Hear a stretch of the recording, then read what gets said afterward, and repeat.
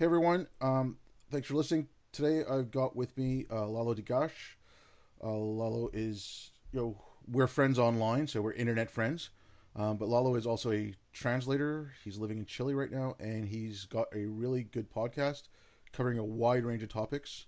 Uh, he has covered ex-Muslims quite a bit, but he also covers uh, different topics from books he's read. And he's also a good source of me to find out what to read next. So, hey, Lalo, thanks a lot for coming on. And if you want to tell people about yourself a little bit. Okay. Yeah. Thank you. Yeah, I have a podcast called Lalo the Gosh Podcast. I usually read books and then interview the author. Sometimes it's an activist, and mostly about people who were either brought up in a religious community or research religion. And it's people of all kinds of religion from all over the world. But I do put a lot of focus on the Middle East and Islam, but also Christianity, Judaism, whatever I can find. I find it very interesting. I have a podcast coming out about from a book about the Heaven's Gate, which was a very interesting cult from the 90s that committed mass suicide. So I find cults recently very interesting as well. So I was born in the U.S. I was born in Los Angeles. Both my parents are from Chile. They immigrated there in the 70s. And then I moved when I was very young, around like 12. I came to Chile and did high school here. Then I did some university here as well. I actually went to a communist university here in Chile. I don't know if you knew that. No. Yeah, there's a communist university that's not around anymore, closed recently, called Arcis. I studied there. I was not a communist, by the way. That's just to be clear.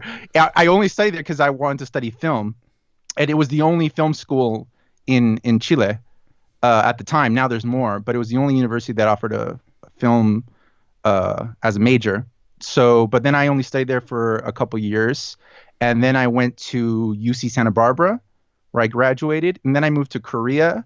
Then I lived a while in Japan. Then I came back to Chile to do my master's here in international relations. And but ethnically, I'm from the diaspora of Palestinians that came to Chile, and Chile has the fourth largest diaspora of Palestinians in the world. Is the fourth largest population of Palestinians in the world, largest outside of the Middle East, and in maybe three times larger than the U.S. Okay.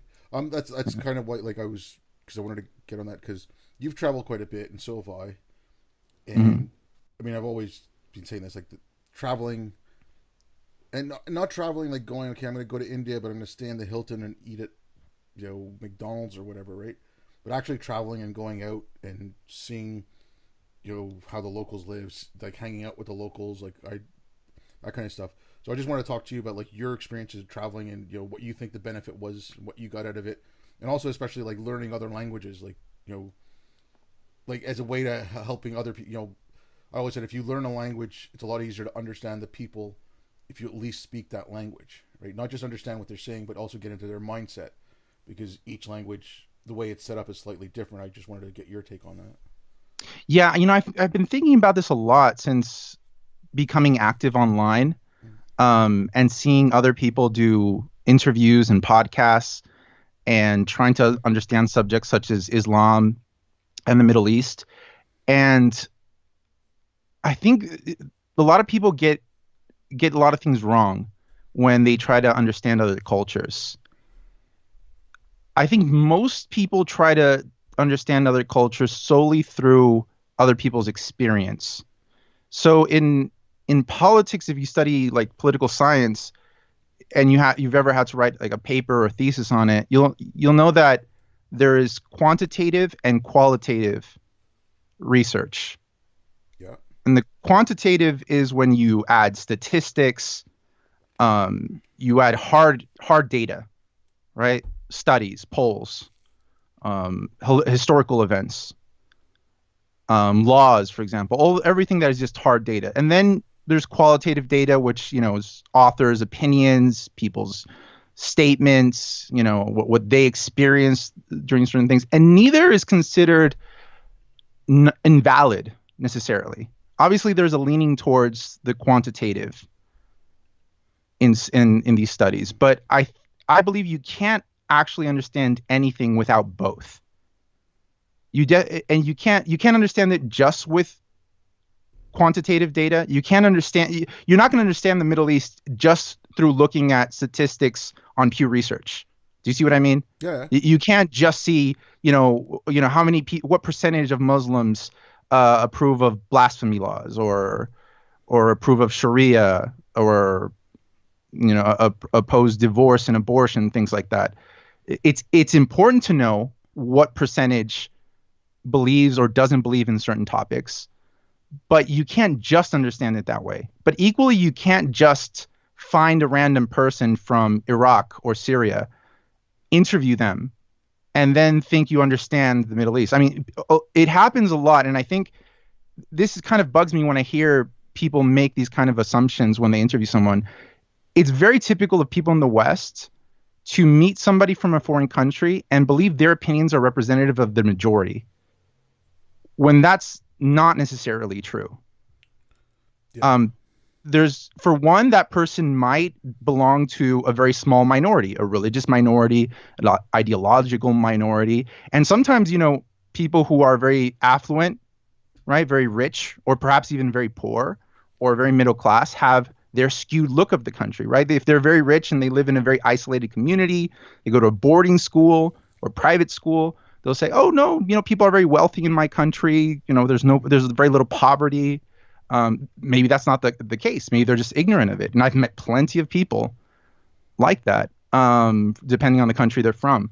I've met people who talk about how conservative their country is. When I moved to Korea, prior to moving to Korea, I had met a Korean girl who said that in Korea, girls don't wear skirts. You just never see girls wearing skirts in Korea. It's not a thing. And then I moved to Korea. I lived there for a few years. Spring and summer comes along and girls in mini skirts everywhere. So what was going on? Was the girl lying? No, the girl was in fact very conservative Christian.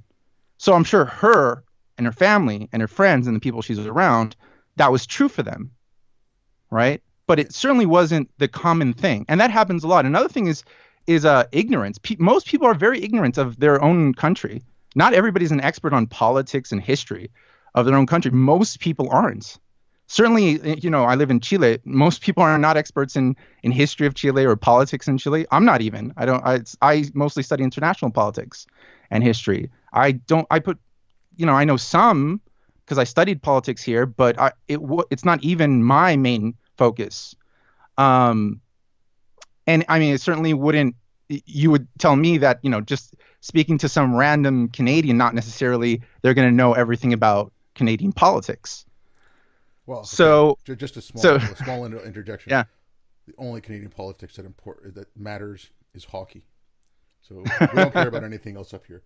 Right. So I really believe you have to do both. To summarize, I really think, like, if you want to understand, the Middle East. I mean, the Middle East is already too much to try to understand.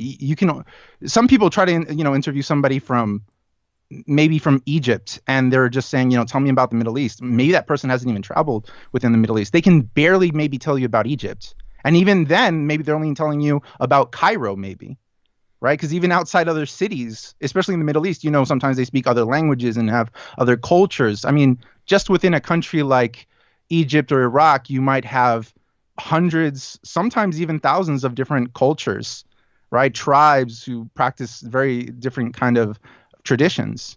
So to just interview, one or two people and then just say, tell me about Islam and tell me about Muslims. How do people live in the Middle East? You can't really do that. This is why I go from, place to place. I talk to somebody from Jordan, from Yemen, from Saudi Arabia, and people live incredibly differently. Sometimes even the Islam they practice is incredibly different from place to place. And then you have to combine that with data, with books you read, with history, with understanding some about some of the theology about Islam. There's a lot to understand. It's practically undoable, I think. If you want to understand the Middle East, you can only pick maybe three countries and try to understand them pretty well. I don't really think you can do more than that. Yeah, and that's another, okay, sticking with that problem. Like people say, okay, we're going to discuss the Middle East. And like you said, okay, we'll go talk to an Egyptian. But I'm sorry, but Egypt is not the Middle East. I mean, that's why they call that whole region MENA, right? Egypt is North Africa. But kind of the North African countries have been lumped into the Middle East because they are now Arab speaking and they are now predominantly Muslim, right? But if you take the Middle East and you take North Africa, these were two distinct populations. These were two different peoples to begin with. And then now they're kind of Arab countries in a way, but they're not really. It's it's different. Like especially Algeria and Morocco and Tunisia. Those were uh, those are primarily Berbers, and then Egypt. Hmm. Egypt. If you go back, like the Copts are more uh, ancestrally Egyptian, if you want to say, than people who were came in when Arabs started coming in, and then when they started bringing people in from sub-Saharan Africa up into northern Africa, like so. Just talking about the Middle East, like, oh, I know about the Middle East because I spoke to someone from Egypt, just shows you how ignorant you are because Egypt is not the Middle East. Yeah. I mean, like I worked in Afghanistan, like you know that, and the people there were like, oh yeah, we're in the Middle East. I'm like, no, we're not. We're in West Asia, and these were some of these people were in the Canadian military, and they'd been there long enough to get their medal, and the medal that the Canadian military gave to the soldiers in Afghanistan was the West Asia Service Medal. Yet they still call themselves as being in the Middle East, and these were people who were there. So, like you said, like the lack of understanding and just ignorance on a lot of parts, and part of that comes from media. I might have played some very small part in it. Not that I think I've got a huge reach or anything, like where I've talked about things wrongly and not clarified like this. Like Egypt is not the Middle East. They have different problems in North Africa than they would have in like Saudi or Yemen, like you'd brought up. Like you can't just say, "Oh, here's the problem with the Middle East."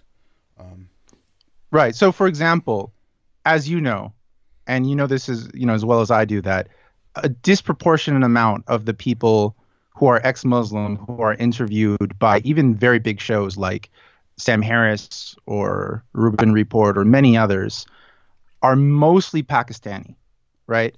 That's not throwing any hate towards their way. I mean, it's fine. I mean, they could be from anywhere. It doesn't matter. They could be mostly Saudi. They could be mostly Egyptian, mostly Moroccan. It doesn't matter. They just turned out to be mostly Pakistani.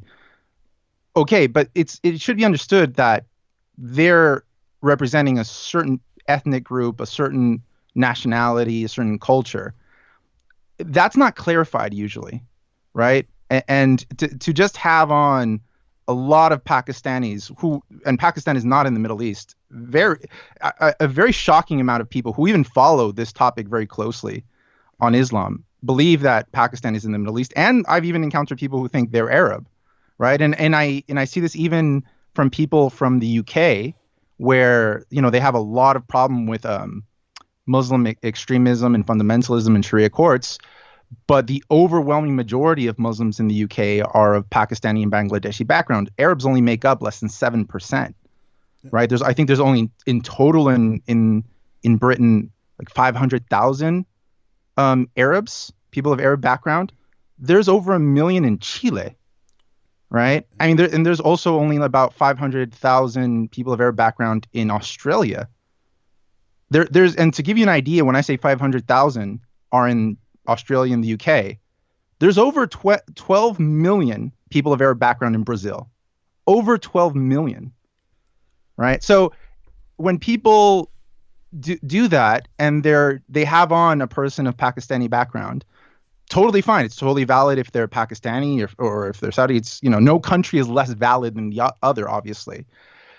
But you can't have on a person like that and just say, well, just tell me about Islam, right? And think like now you're going to understand ISIS in Syria, right? Or Saudi, Wahhabism.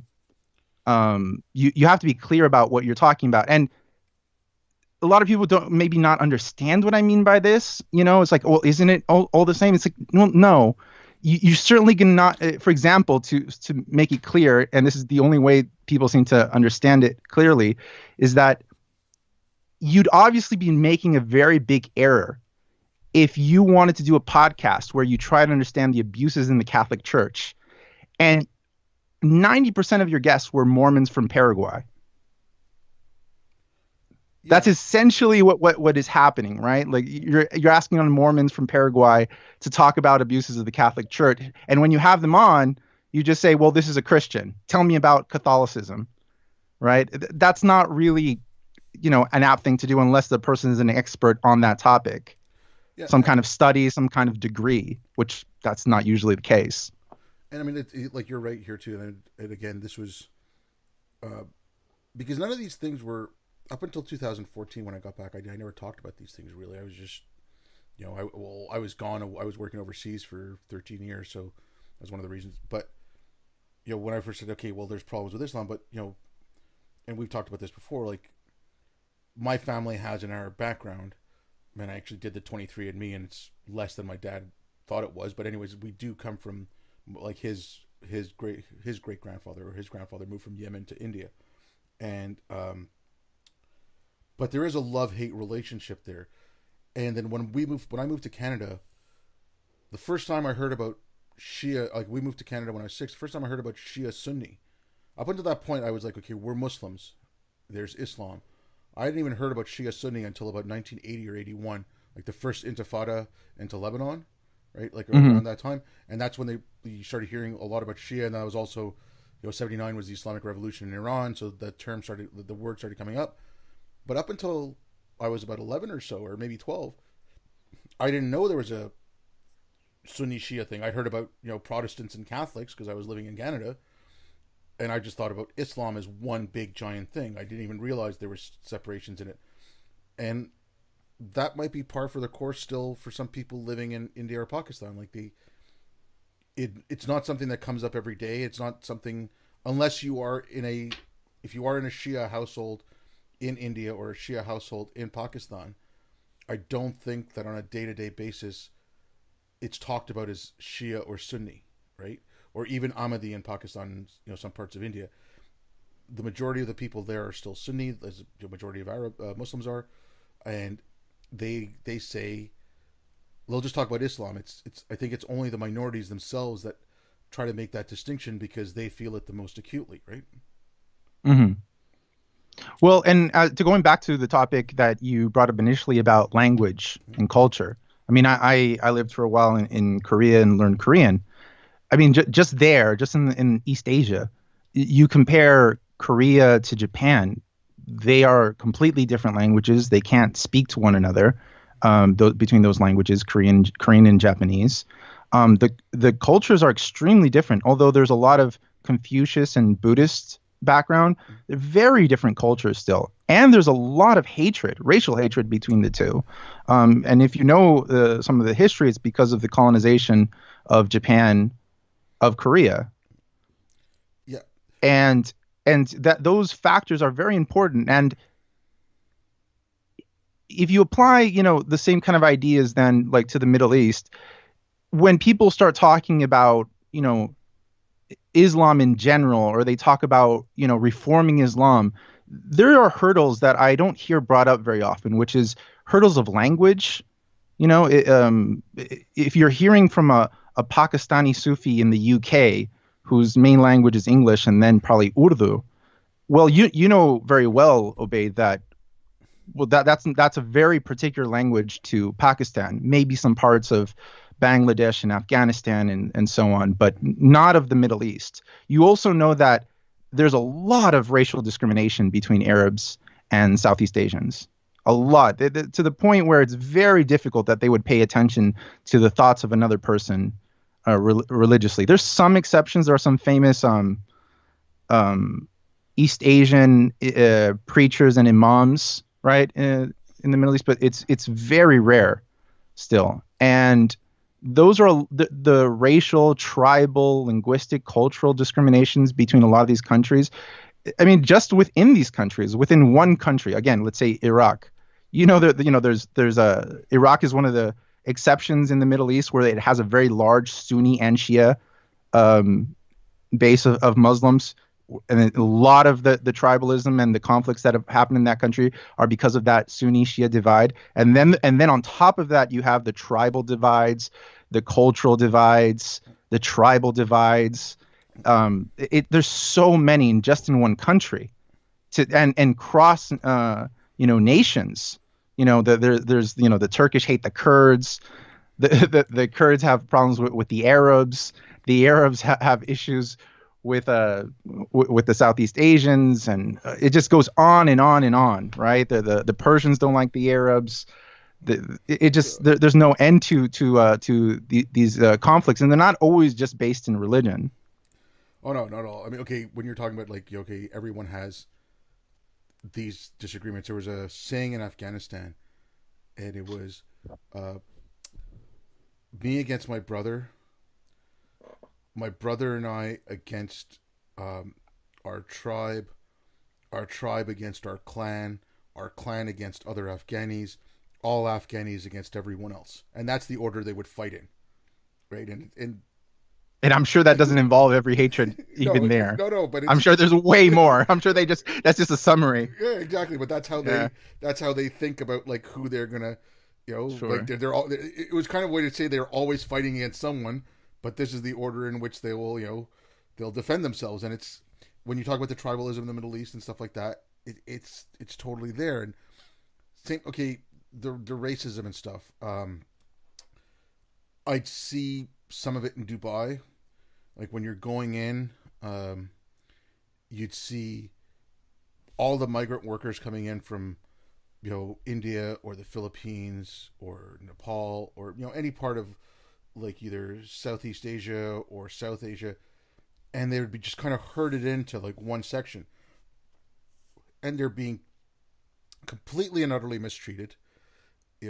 Even in the immigration lines and stuff, they're being herded through like cattle, and then you hear about the conditions they live in. There were a couple of that they have their passports taken, things like that. But then on the other side too, there is. I mean, I would see it in my family. They would, so whatever n of one, there was a respect for Arabs, and if there's someone's from Saudi Arabia, they're so much more holy than I am because they live closer to Mecca. But at the same time too, they would talk disparagingly of Arabs because of certain things like okay, well, like my cousin recently, he'd been working for a firm fixing air conditioners in Saudi Arabia, and then when he came back, it's like, oh, they treated me so badly, blah blah blah, and then just dumping it all on Arabs. So I mean, there is a Mm. two-way thing. I mean, unfortunately, when most of these people go work in Saudi Arabia, they don't have much chance. Like they're going there because they can make a much better living than where they are. They have their passports taken away. Like the hatred or the racism from going the other way, it's people talking amongst themselves, and they can't really then, it's not like Arabs are coming to India to go work, right? Maybe that'll start happening. Who knows? And they're not being mistreated there, so it's the racism of saying, okay, well, I'm racist because they did this to us, or even there is some resentment of why are they're so lucky? How come we didn't get that luck? Like a envious form of racism there as well, and it's like I said, I see that as well. And again, I was trying to get back to that. Like I think if you understood the language, you might have a better chance of understanding how people think. And even then, like the language. Sorry, I'm running off a little bit here. The language there is an Arab that's spoken in Egypt is not the same as the Arabic that's spoken in Saudi Arabia, or in Yemen or in Iraq. There's different dialects, and it's slightly different. You know, like I'm sure it's the same in Spanish. Like the Spanish spoken in Chile is not the same as Spanish spoken in Mexico, right? There's different slang. There's different idioms that people use. It's Hmm. so like that. I think like that makes a big difference on trying to understand where people are coming from, how it like how come they say this. Even something is like something like humor. Like I don't think if you I can translate a joke from English to French, and it's nowhere near as funny, even to myself, even though I understand the English of it, right? Like in French, it just is not as funny, and I don't know if I'm making any sense here, or if I'm just rambling. No, no, no. It makes perfect sense. There's a lot of importance in language. For example, you know well that, for example, the the Quran for Muslims has to be read and it may be memorized in Arabic. There people who go to mosque and read the Quran, they don't read a translated version to their language, correct? No. That's typical. That's true of almost anywhere in the world where especially Muslim country. I wonder how many people are aware of the fact that, for example, in Pakistan, people, to begin with, something like half the country is illiterate in any language. Mm-hmm. They just can't read or write. Those who can read or write, their main language is Urdu.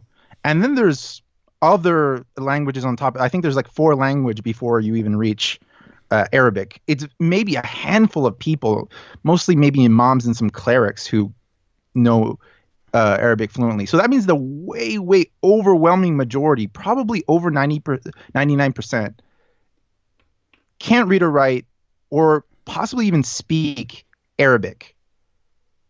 And they can't then read the Quran and have kind of a self-debate with the religion in written form. Most of their information is coming from the imams. That is going to create a very different situation and relation of Muslims to their religion versus a country where people can read and write in Arabic. Correct? Oh, totally. Right. It's going to be very different, and therefore you're going to have different practices of religion and Islam. Pakistanis have to rely on what their imam telling them the translation of the Quran or Hadith says, while a person who reads and writes in Arabic can read the Quran themselves, can have their own personal discussion with it. That can lead to them becoming either maybe more secular because they see contradictions themselves in the Quran, or maybe it can lead to them becoming more Salafi. Salafi meaning that they become more literalist and they follow the example of the Prophet. For example, ISIS are Salafi, correct? So yeah. It creates a different dynamic with the religion, and this doesn't happen in Christianity. Christians are not forced to read the Bible in ancient Greek in its original form, correct? Catholics here in Chile go to church and they can read the Bible in Spanish.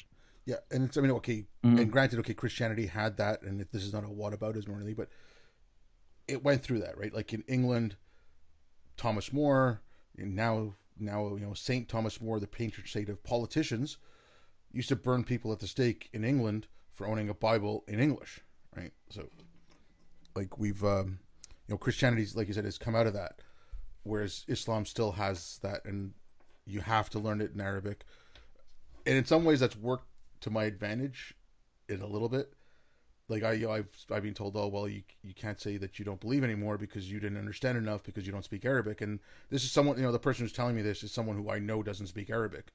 So I just throw it back in their face, like, well then obviously you're saying 80% of the Muslims in the world don't know Islam well enough to actually be Muslims because they don't speak Arabic. I mean, it cuts both That's ways. Exactly the point. I use that same point.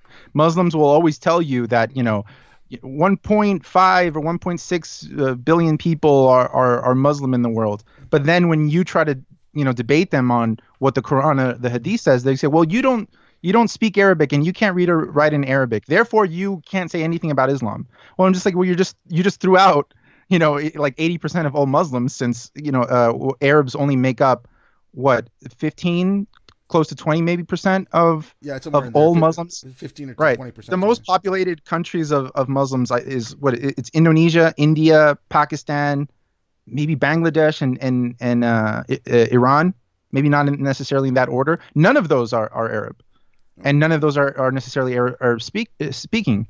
So are they saying that all those countries they're not real Muslims or Muslims at all? They don't count within that number they just gave you. So they use certain facts that are convenient to them when necessary, and then they throw them out when it's inconvenient. So you have to be careful with those kind of statements about Arabic. And also the when people throw out the fact like, oh, you don't speak Arabic, that the importance of Arabic for a Muslim is only relevant if you're Muslim. It's not relevant for like me, for example. I understand why it's relevant for a Muslim. I understand that if the Quran and the Hadiths and Islam are dictating every aspect of your life day to day, how you eat, how you dress, how you walk, how you'll marry, what you'll work in, everything you do. I understand that having the exact correct translation of every verse is very essential to your life. I understand that, but they have to understand that it's not essential for my life, right? I don't need that kind of specificity. No. A translation is fine for me. I've seen sometimes, more than one translation of some verses, but I just need a general idea.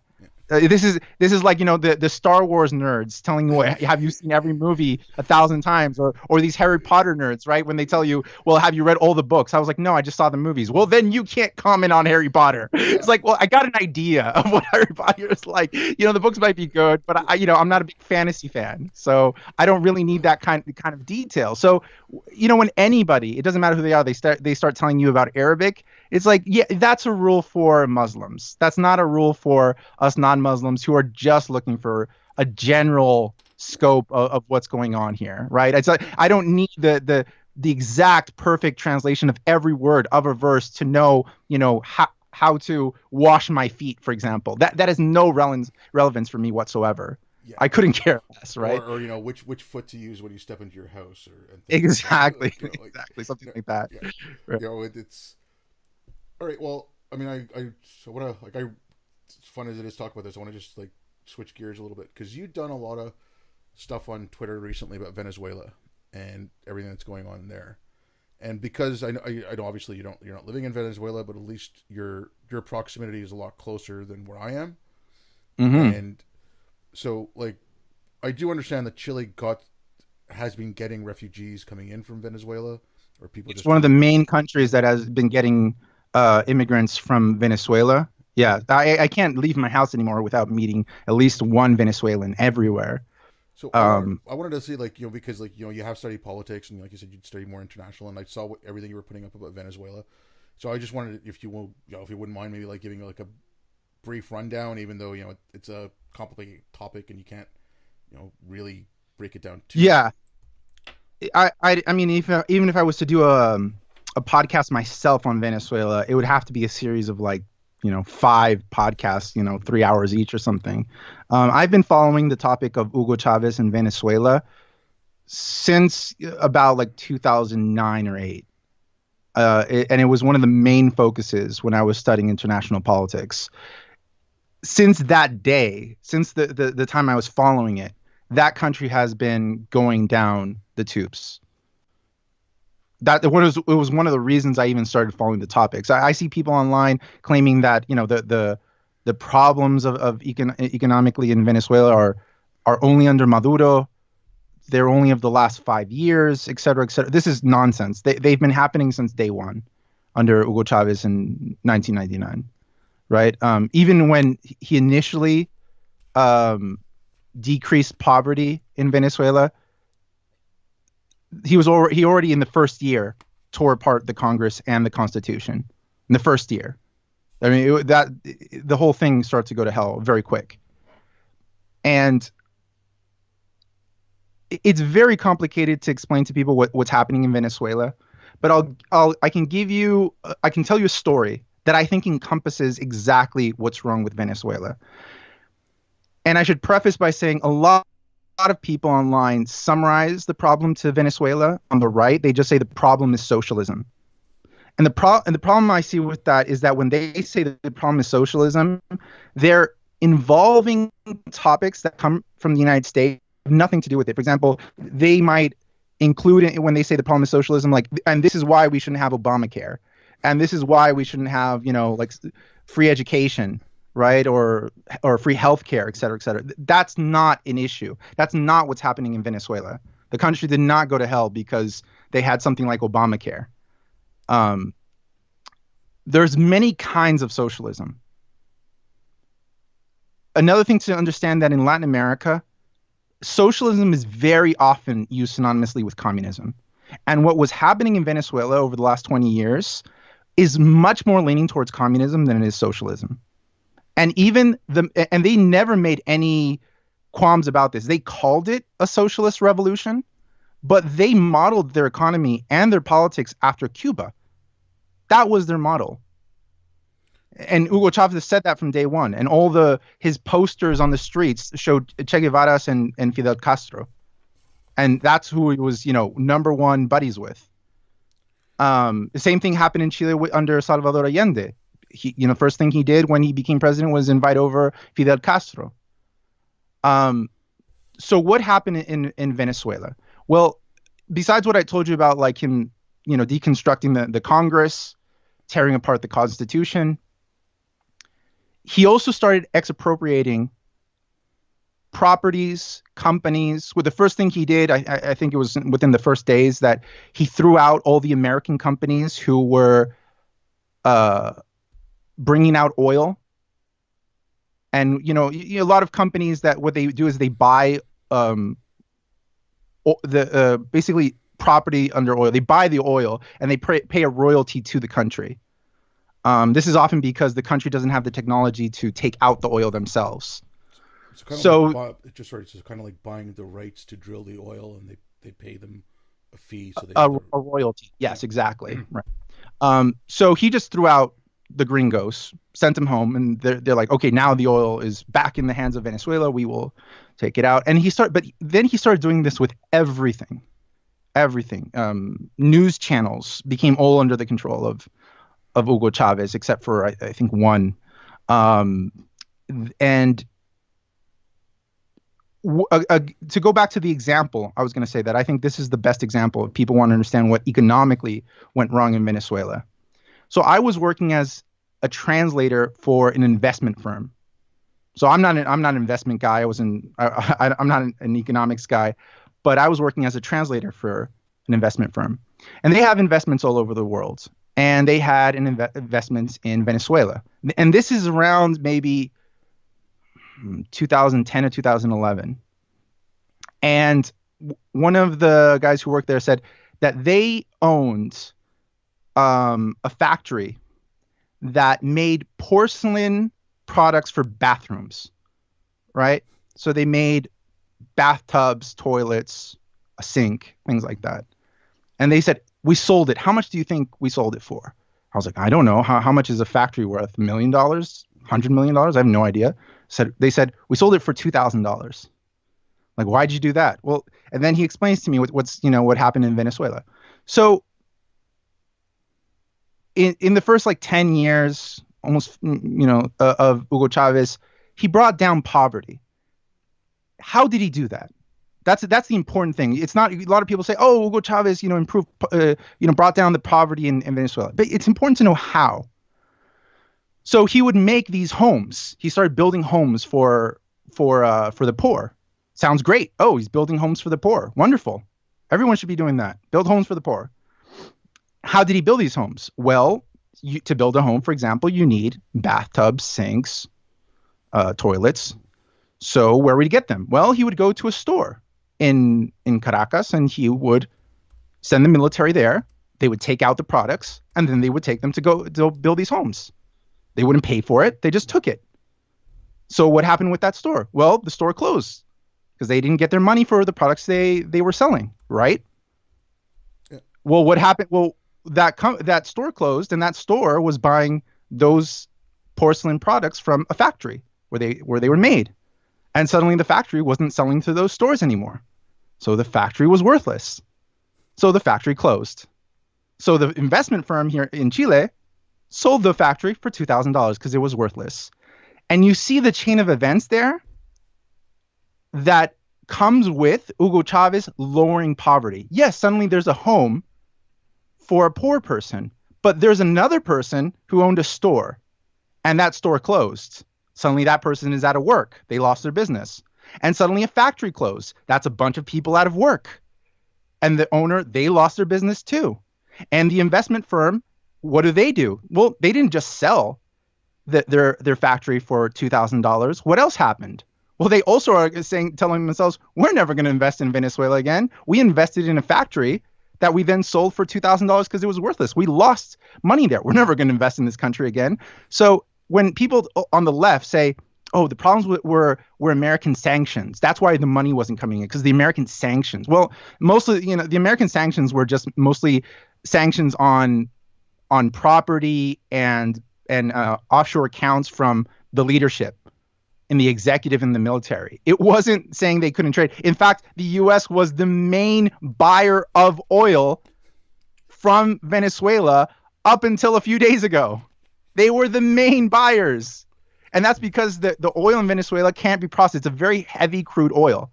It can only be processed in a very few places. And one of those places is the United States. So the whole sanctions thing is ridiculous. They made their own sanctions by just alienating foreign investors. Why? Because nobody wants to put money there. For example, you probably heard at some point Venezuela, nobody had toilet paper, right? You heard that story. Everyone heard that story. There's no toilet paper. I didn't hear that. I mean, I heard. You didn't? I heard. So this was a very famous story, like, oh God, maybe more than 5 years ago. And it's still the case today. But suddenly and I had friends there who showed me pictures. They took pictures of their closet with toilet paper. And this is what we have for the next few months. Just these rolls of toilet paper. Now, how does a country with the biggest oil reserves in the world not have toilet paper? You'd say, well, can't they just buy more? Well, here's the thing. Let's say you own a factory that makes toilet paper and you sell it to countries around the world, right? At supermarkets around the world. One of these countries is Venezuela. Well, the military in Venezuela was going into supermarkets, taking the food and taking the products and then redistributing those products to people. And the supermarket were just closing. Sometimes, and what happened often was those supermarkets would sometimes have some products in bodega, is that what you say in English? In a bodega, like put away in storage. And so they had these things in storage, and they would keep it away and not sell it like in the supermarket because they could make more money from selling it in the black market because these products became very scarce, right? So knowing that like the supermarket is being expropriated and they're taking products from there, so the supermarket isn't really willing to buy, the products from you. So you're like, I'm not selling in Venezuela anymore. That's what happens. That's why they run out of toilet paper, because you as a person who owns a company that makes toilet paper, you don't want to sell there anymore because you're not making money. The supermarket isn't making any money. That's why their country economies fell through the ground.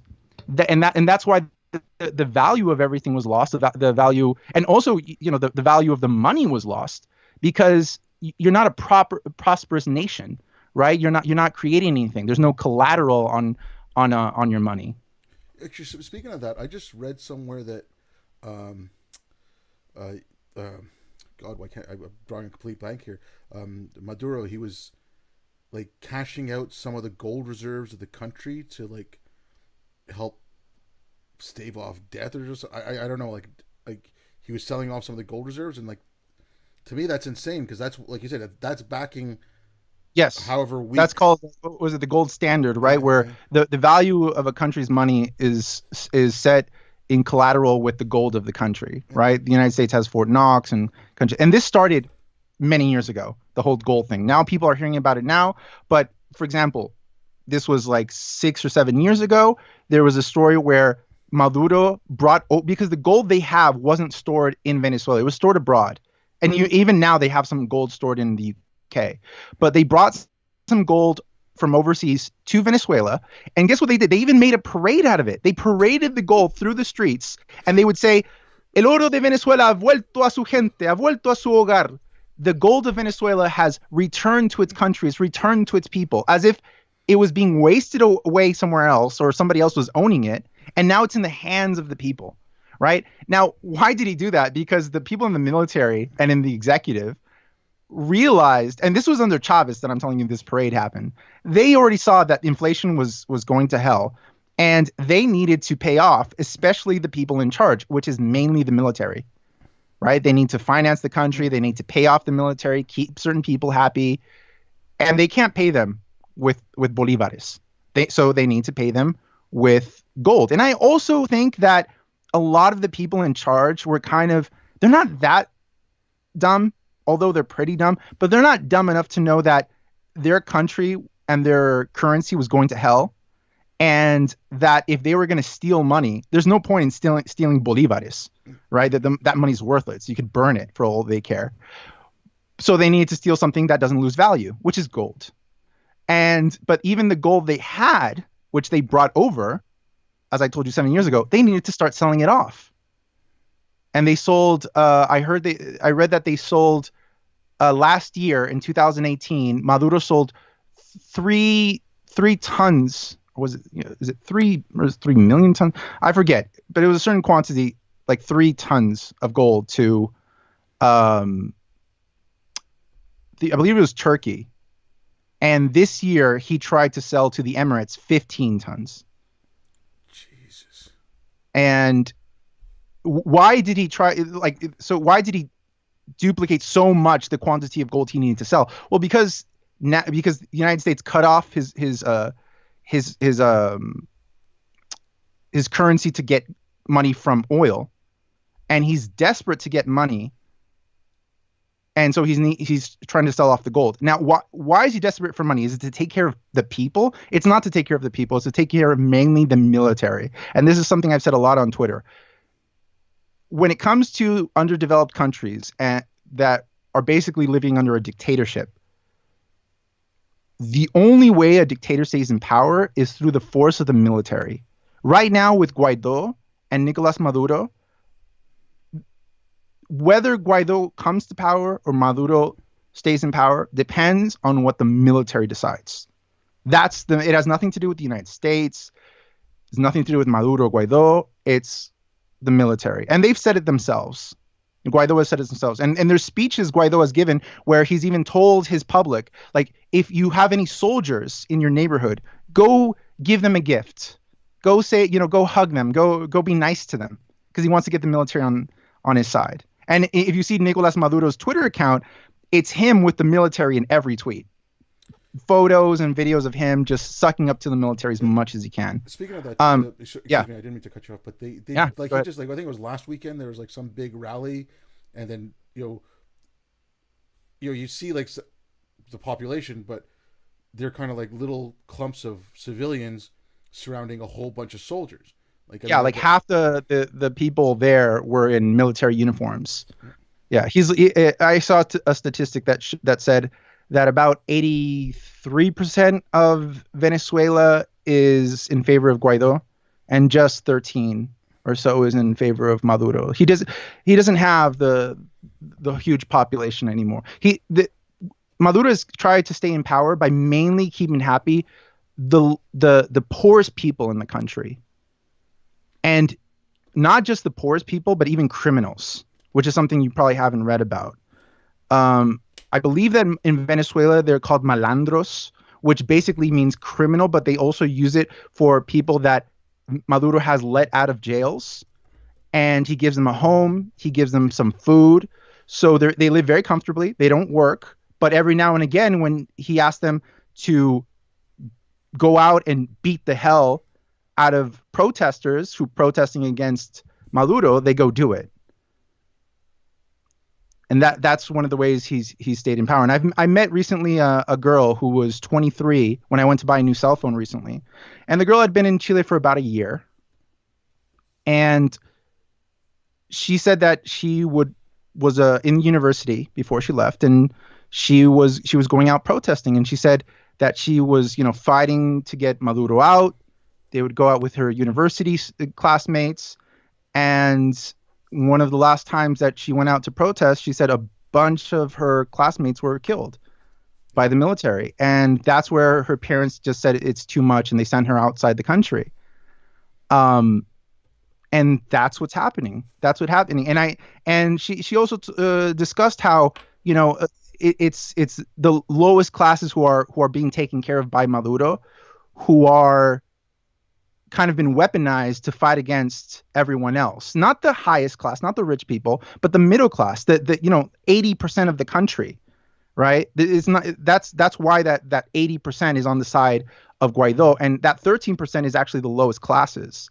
But for example, Chile has received one of the largest quantities of immigrants from Venezuela to Chile, right? Of the people leaving Venezuela. I think the main one is Colombia, then I think it's Peru, and then it's Chile. But here's an interesting statistic that came out in Chile, which you probably don't know. The average person immigrating from Venezuela to Chile has a higher education level than most Chileans. And Chile is a very advanced country. People are not uneducated here. That's because it's mainly people who are middle class, who are university students or such, who are immigrating here. And I've met a large quantity of people I've met here are like that girl I've met, who are around their 20s and were students in university. Another guy I met recently at a store said he was an engineer. Guess what kind of engineer he was? That really made me laugh. The petroleum? Yes, exactly. He was a petroleum engineer. I was like, well, you just left the country with the largest oil reserves in the world as a petroleum engineer. And you came to Chile, which Chile has no oil. We have copper mines. We have no oil. I think there's some oil to the south, but like it's not an oil country, right? It's like Brazil, Colombia, and Venezuela. But he's like, yeah, he's like, there's nothing there for him, even as a petroleum engineer, right? But that's that people of education are leaving. I've met a lot of people. I could tell you more stories of the people I met. And another thing is when I was speaking to that girl in the cell phone store, I told her, like, how do you feel about the fact? And she wasn't very familiar with this as I am. But I was telling her, I'm seeing a lot on Twitter lately from a lot of Democrats, sometimes senators or representatives from the Congress of the United States, that Guaido is far right. And he's being supported by the United States investment companies, oil companies, and the CIA, and it's all about Trump wanting to be an imperialist in Venezuela, and they're accusing Guaido of being a puppet of all this, and I told her, so you're against Maduro, right? You were fighting for a return to democracy and for Maduro to step down. I was like, how do you feel about being accused of being a pro-Trump, pro-Republican, pro-CIA, pro-American imperialism puppet in Venezuela? You should have seen her face. The disgust, the anger. You think this girl likes Trump? Do you think this girl likes the idea of imperialism in Venezuela? Of course not. The people in Venezuela who are against Maduro are not CIA puppets. They're not, people who support Trump and are far right. That Muslim representative from the U.S., Ilhan Omar, yeah, she called Guaido and the people supporting it, she referred to them as far right wing. And when she's saying that, she's referring to what far right wing means to people in the U.S. Right? She's not talking about right wing Venezuela. She's talking about right wing America. And she's accusing Guaido and people supporting him of being that, of being Republicans, of being pro-Trump, of being sold to the idea of imperialism and all this. It was a disgusting thing to say, honestly. Really disgusting. And that disgust was manifested in that poor girl's face when I told her about it. And I was pissed when I saw that tweet, and I can't even imagine this girl who saw her classmates shot to death in front of her by Maduro forces feels about being called such a thing. I can't even imagine how she feels. Yeah, I know. I mean, like, and again, this is why when I said at the start, like, people should travel a little bit and go out and, when you go travel, go speak to the locals, see what they're doing. And I'm going to give you just slightly tangential, but I just want to get your feel about Chile on this. Like, I'd worked in Haiti, and I'd worked there right after the earthquake, and we were there as part of gotten a lot of Haitian immigrants to Chile too recently in the last 2 years. I love immigration. Actually, Chile in general, the large overwhelming majority is pro-immigration to this country. By the way, just so you know, of Venezuelans, of Haitians, of Colombians. We've gotten, because it's a small.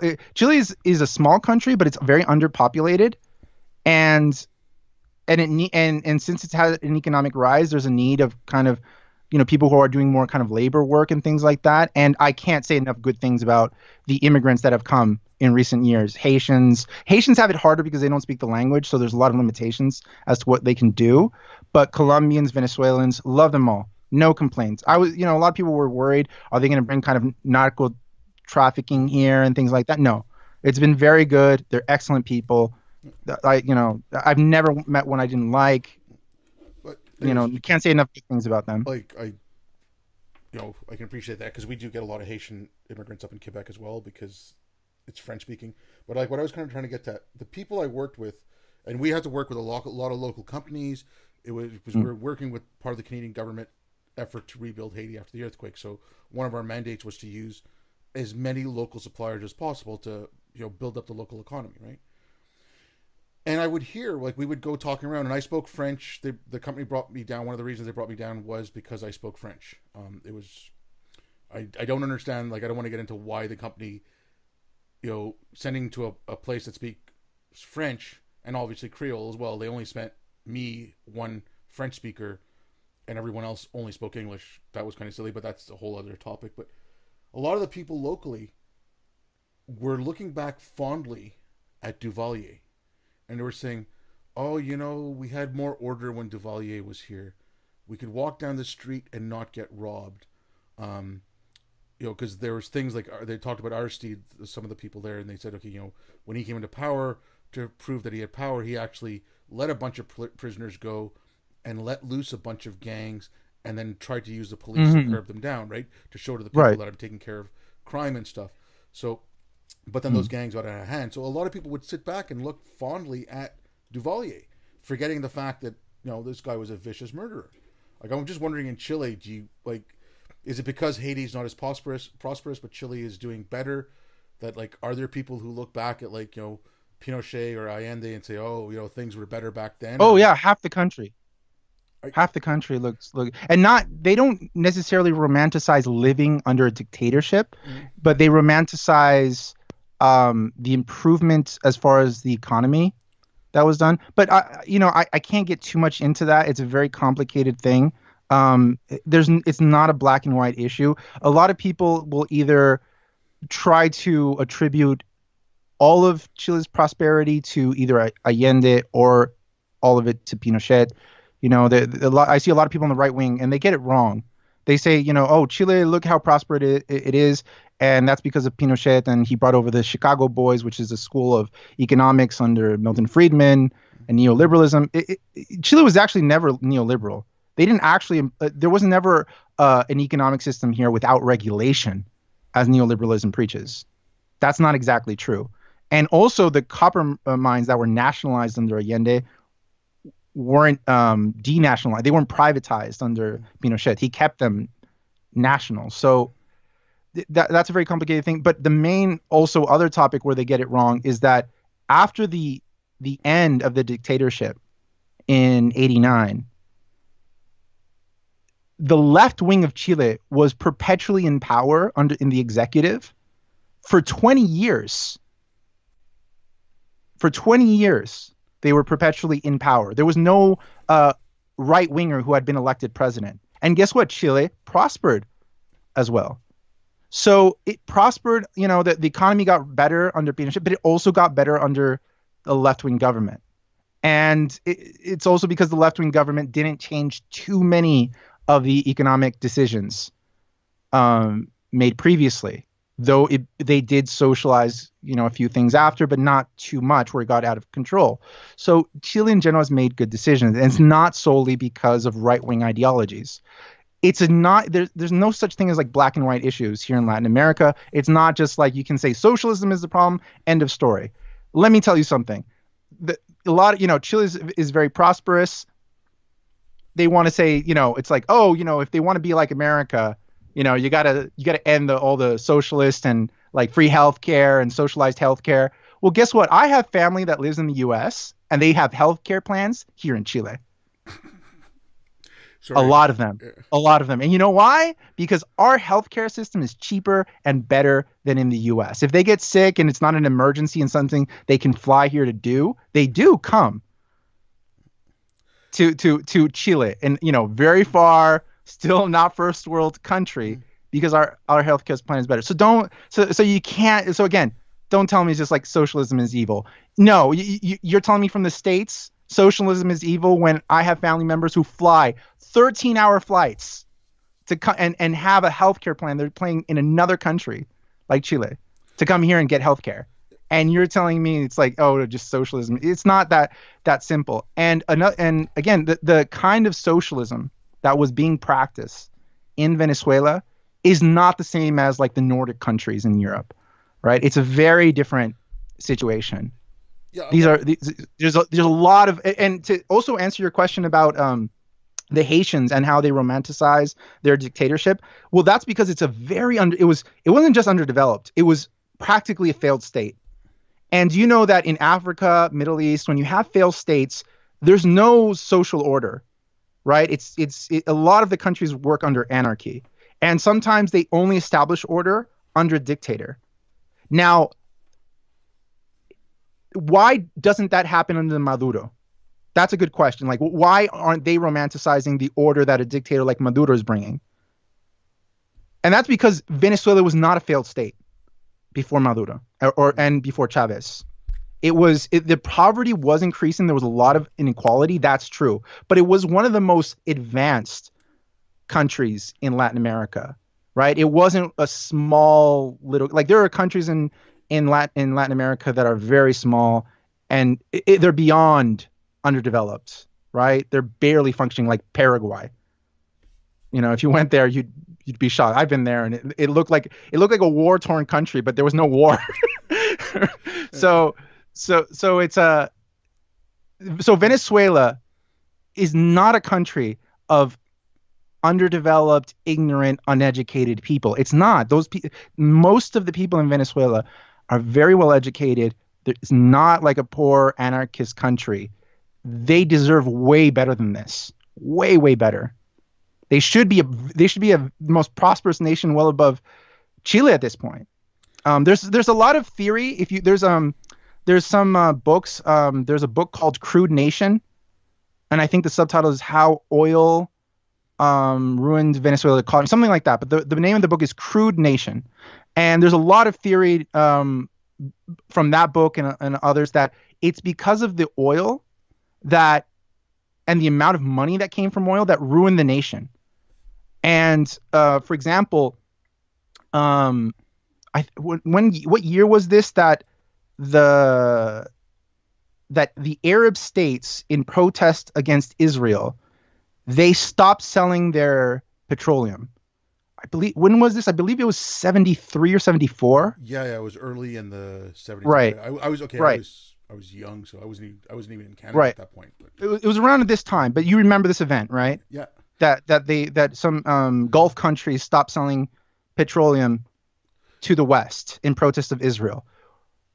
What happened the side effect of that, what they did, was that the oil prices in other countries that sold oil could sell it for much more. So suddenly each barrel that was coming out of Venezuela that was being bought by foreign nations was worth 100 times more, or something like that. I'm making that number up, but it was an extraordinary number for them. And suddenly the amount of riches that were coming from Venezuela was extraordinary, and the amount of corruption in government skyrocketed in that year.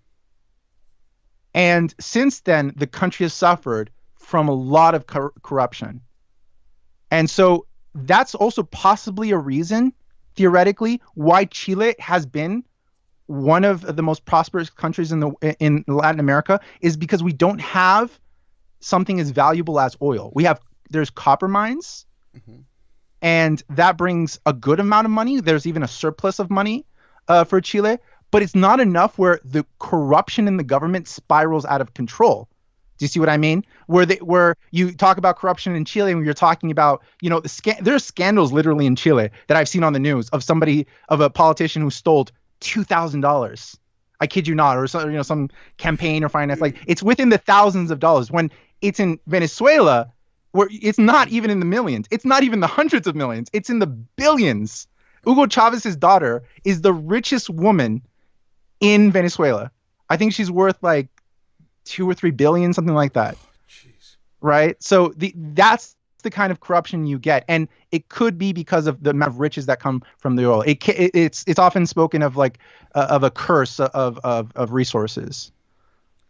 Yeah, I mean, and also, like, okay, just touching on this a little bit, because you said a lot, like the socialism thing. Canada's got nationalized healthcare.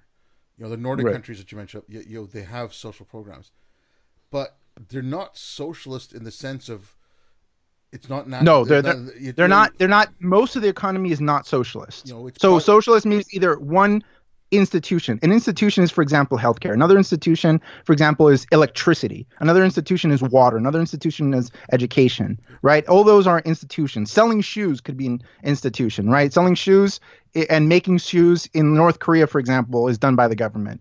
Where in North Korea, everything is owned by the government. Even the homes of the people. Did you know that? Nobody owns a home in North Korea. The government owns it. They don't own anything. So that would be like the maximum example, North Korea, of a country where everything is socialized. Everything is owned by the government.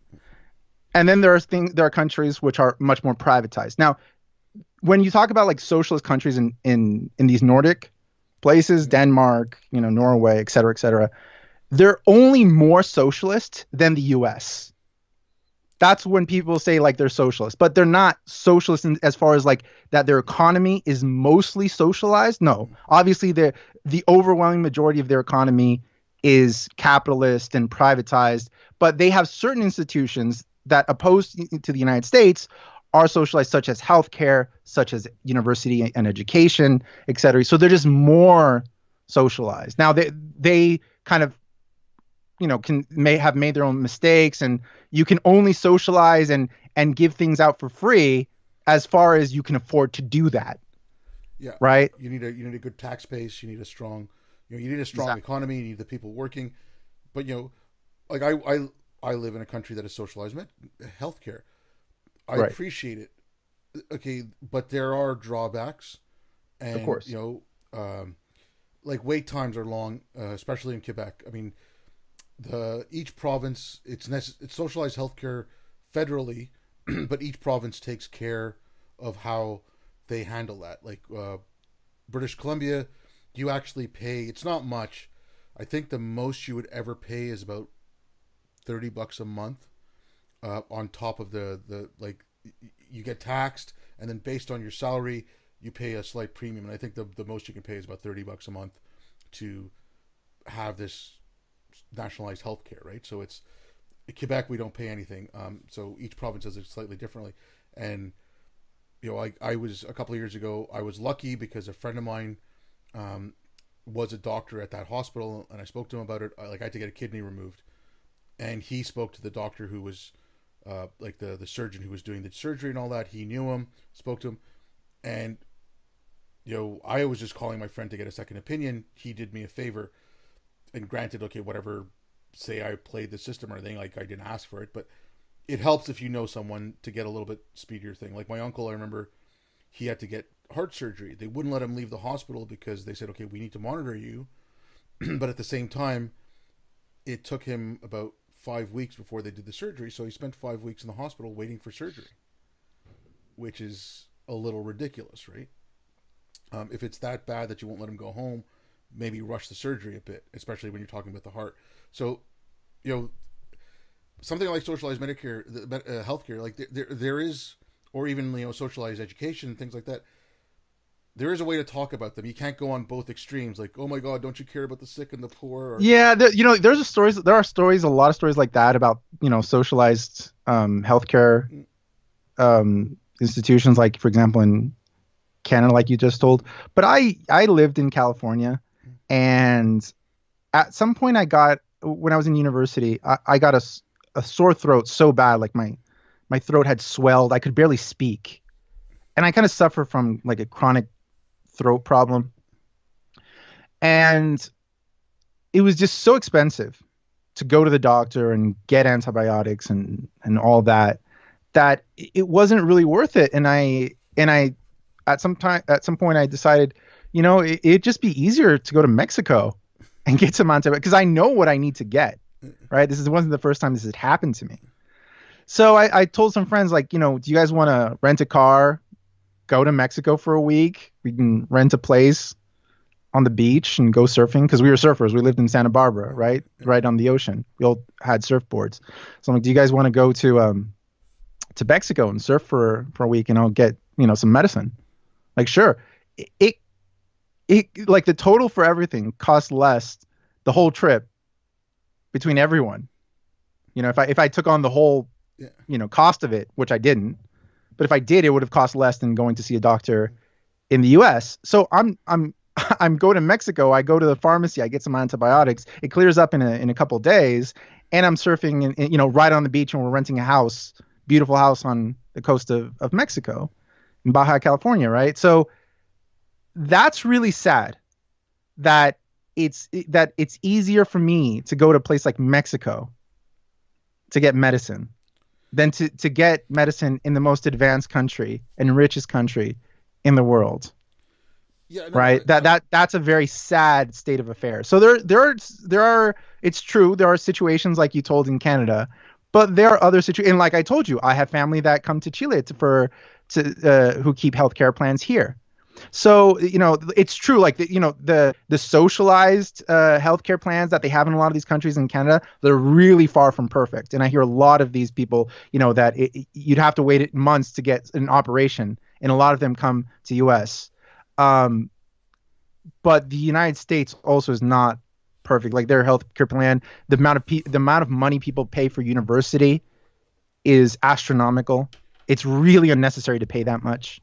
So no, I mean, there are problems. I agree with you there, and that's what I was trying to say. Like, we have to have, if you want to talk about these things, let's talk about them, and what are the benefits of having, privatized healthcare as opposed to socialized healthcare? Can you find a happy medium? Like they're starting to do that here in Canada. There are private clinics that do open up, but they have a limit on what they can charge, right? So if the federal, if the government pays a doctor $200 every time someone comes to visit, these private clinics can't charge 1,000, right? They can charge maybe 250 or 300, charge a little bit more, so you get faster service, right? But at the same time, like, okay, these people who run private clinics, do they have to go work in a hospital, one day a week, or things like that? Like, you can work out these happy mediums, but you can't do it when you're just going from one extreme to the other. Oh no, my God, if you do that, then we're all going to die of starvation because we're going to become communist if you go, nationalize healthcare. Or if you go the other extreme, well, if it's all privatized, only the super rich can get treatment, which, a family shouldn't have to go bankrupt because a member of that family got cancer, or exactly, or the father had a heart attack or the mother had a heart attack. That shouldn't happen in, like you said, the most prosperous country in the world. That shouldn't be a necessity. But like I said, it's misusing the state of affairs of Venezuela, and you see online, I am the most anti-Maduro, anti-Chavez, anti-Bolivarian revolution guy there is, and I'll debate anybody, no matter what side they're on of it. I'll debate them, and I know more than them. Guarantee you. I got a head start of 10 years on anybody, reading a lot, and I speak Spanish. Yeah. And I know a lot of Venezuelans. So, but it bothers me a lot when I see people on the right in the United States not knowing anything about Venezuela, or seeing the news pop up twice a year, and just saying, "Oh, see, the problem is socialism," and really they don't really care about Venezuela. They don't really care about the issues there. They just use it as a talking point to oppose any form of any social service in the United States. And that is untrue, and it's dishonest, or just out of ignorance. But I think mostly it's dishonesty, especially in people who know better. Because what is happening in Venezuela is not what will happen if you had, somewhat more socialized healthcare in the U.S. It would not be the case if just university costs less in the United States. You would not get Venezuela. And when they talk about Venezuela, okay, but they could also talk about Chile. They like bringing up Chile all the time when it's to their benefit, but it's rarely in the case to talk about healthcare. They could, so that also bothers me quite a bit. And just as well that a lot of people on the right will, not out of caring, but out of an agenda of being anti-immigrant, will use a lot of stories from ex-Muslims. Yeah. And not out of caring about them, not out of caring about what happened to them, but just to say, see how evil Muslims are. We need a Muslim ban. We need to build a wall, et cetera, et cetera. And we shouldn't take in refugees, blah, blah. And hey, maybe there's some very true points about limiting immigration. I'm not an open borders kind of Yeah. guy, but also this like, just cut off, the rest of the world completely because you heard about one stoning somewhere in the Middle East. I think that's too far. And No, and again, I just don't believe they really care. no, and okay, just I just want to wrap up like talking about the socialism thing and get onto something that I know we both like to talk about, which is like Star superhero. Star Trek? Well, superhero movies or Star Trek, but like Okay. getting back to the right wing, they talk All right. about like Orban or the right wing party in Poland. I forget the name of the leader in Poland right now. It's escaped. And oh, look at these. They're fighting the globalists. They're nationalists. But then they don't talk about the fact that these countries also do have socialized healthcare. They do have larger social nets than the United States, right? They do have socialist practice, even though they're Arguments of convenience, yeah. just like was telling you about Chile and Latin America, right? They take the points that are convenient to them, they leave out the rest. And it's again, that's why I think like you should speak to people who are a lot more nuanced, because none of these topics are, there is no magic wave Who's my wand. nuanced, Obey? Who's nuanced these days and age? All right, The well, United States has lost its goddamn mind, from what I can tell. Like everybody, it looks like just a country that just everybody has gone collectively insane. oh yeah, I don't no, even know how to talk to the U.S. anymore. I don't know what to say. I can't tweet anything about it because it's like talking about a madhouse. yeah, it's like it's not even, people say the horseshoe theory. No, I'm sorry, it's you have 330. Oh, I think that out so long ago. I say it's a parallel train theory now. Like you guys are riding on parallel Okay, tracks to hell. first of all, don't say you guys because I'm in Canada. I'm a Canuck, right? I'm not American. In the U.S. Yeah, but Yeah. okay, but 330 million people in the U.S. It's like 330 million people running in 330 million different directions as fast as they can. I mean, that's what it looked like to me, like from an outsider. Like that's what the U.S. looks like. But anyways, like I said, let's get on to some really important topics. DC Right. or Marvel? Where do you stand on this? If you like DC more than Marvel, or you even think they're equally as good, don't at me, unfollow me, don't talk to me. You're literally Hitler as far as I'm concerned. So I mean, okay, Wonder Woman was okay. I haven't seen Aquaman, but you can't compare these movies to Marvel. You just can't. Marvel has been killing. Like honestly, also as a person who studied film, I'm also just really shocked that Marvel has consistently made either extremely good films or at least pretty good films, dozens of them over more than a decade. That's really rare. We're pretty much the same age. You know how rare it is to get like a good action movie or even a good movie, Yeah. right? It's not that common. And also like getting a good comic book movie. I thought you probably did as well that we were never going to get really good comic book movies, and if we did, it'd be here and there, off and on. And Marvel, like I give them so much credit. They've been making really really good films. Like most of the stories are good. The action is good. And They seem to be. Sorry. Yeah. Yeah, okay. No, go ahead. The DC thing, the one thing I will give DC, and it's not even so much about the movies, and it's I don't watch a lot of it. I'll go watch the movies, and majority of these movies I was overseas, so I was watching them. I didn't get to see them in cinemas, right? Because I was working, I was in a military base when they were out, and we didn't get to watch it, so I watch them after the fact. But one thing I do like about DC, I don't like their their live action movies are horrible, but like if you ever watch the animated movies, if you want to compare those, I think like DC. I think I saw like one or two. I don't really see them that much. Yeah, I find that DC does a better job on the animated side than Marvel does. But Perhaps I haven't seen them. But I mean, like just in like story was like I grew up. So this is something that I just bring up because it bugs me a little bit.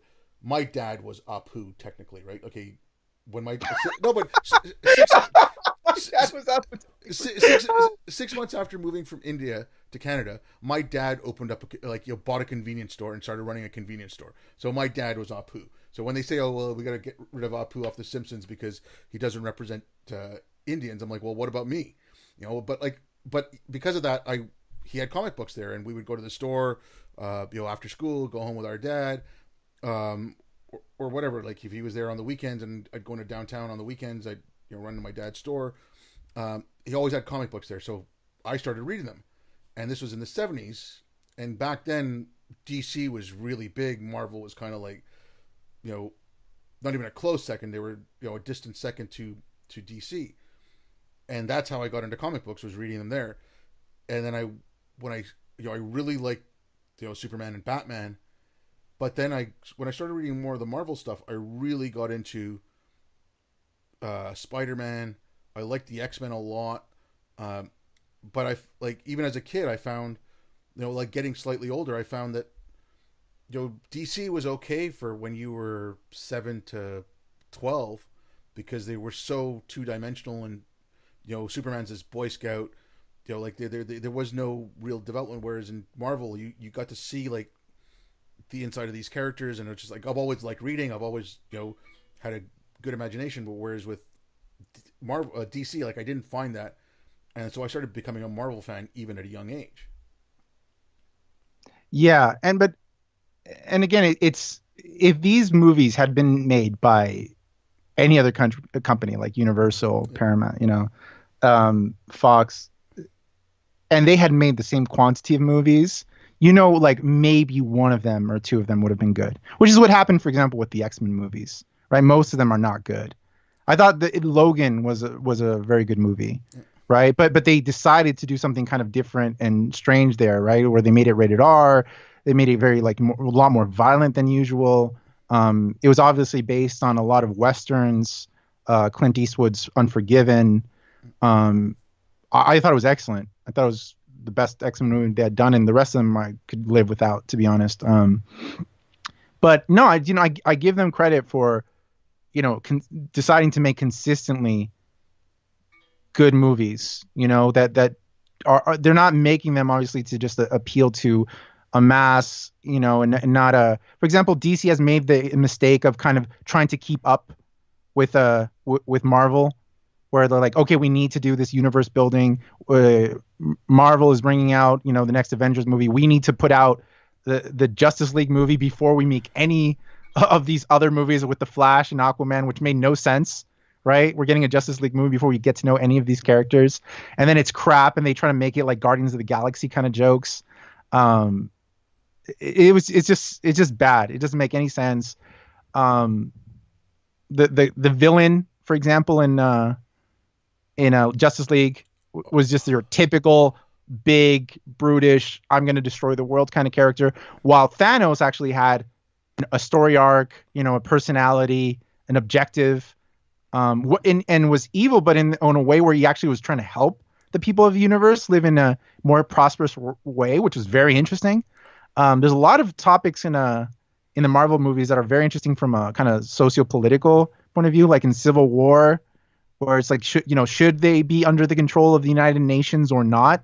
Even as a person who studied international relations, there was a lot of really interesting points made there. Which way should you lean?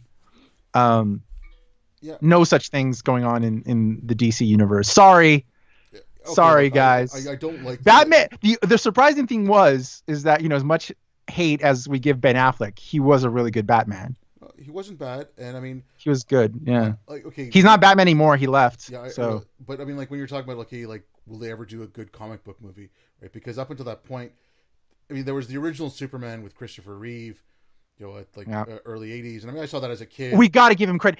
Don't you find it amazing that Christopher Reeve could put on those glasses and then take them off and actually look like a totally different person? Yeah. Nobody has been able to replicate that. Nobody. Like in these new movies where you have the Superman and he has his glasses at the page. He looks like the same guy. Like you people are dumb if you cannot realize that is Superman. And another mistake made in the new DC movies is that, and nobody has really pointed this out too much, is that if you notice, what is the actor's name? I forget. Cavill or something like that. Henry Cavill. Henry Cavill or something. Yeah. So if you notice, he actually doesn't play the character of Clark Kent. Did you notice that he is not a nerdy, arched back, goofy, no confidence guy, right? He stands up straight. He's very confident. He pushes back on people. He says, "I want to report this story about Gotham and Batman," right? He's very assertive. there's nothing nerdy about him other than he's just wearing glasses, Yeah, he's right? It doesn't make any yeah, sense. like Clark Kent was supposed to be mild mannered, like you talk about Christopher Reeve. Exactly. Like Christopher Reeves. Watch the old Christopher Reeves. Like there are moments. There's a moment literally in that in I can't. I think it was Superman 2 where he's looking into a window and you can see his reflection, and he takes off his glasses, and you really see him.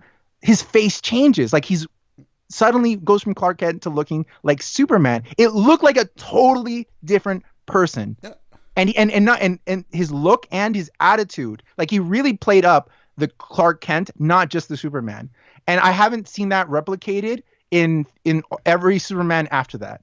Like Christopher Reeve is just never gets enough credit for the transformation he gave that character from Clark Kent to Superman.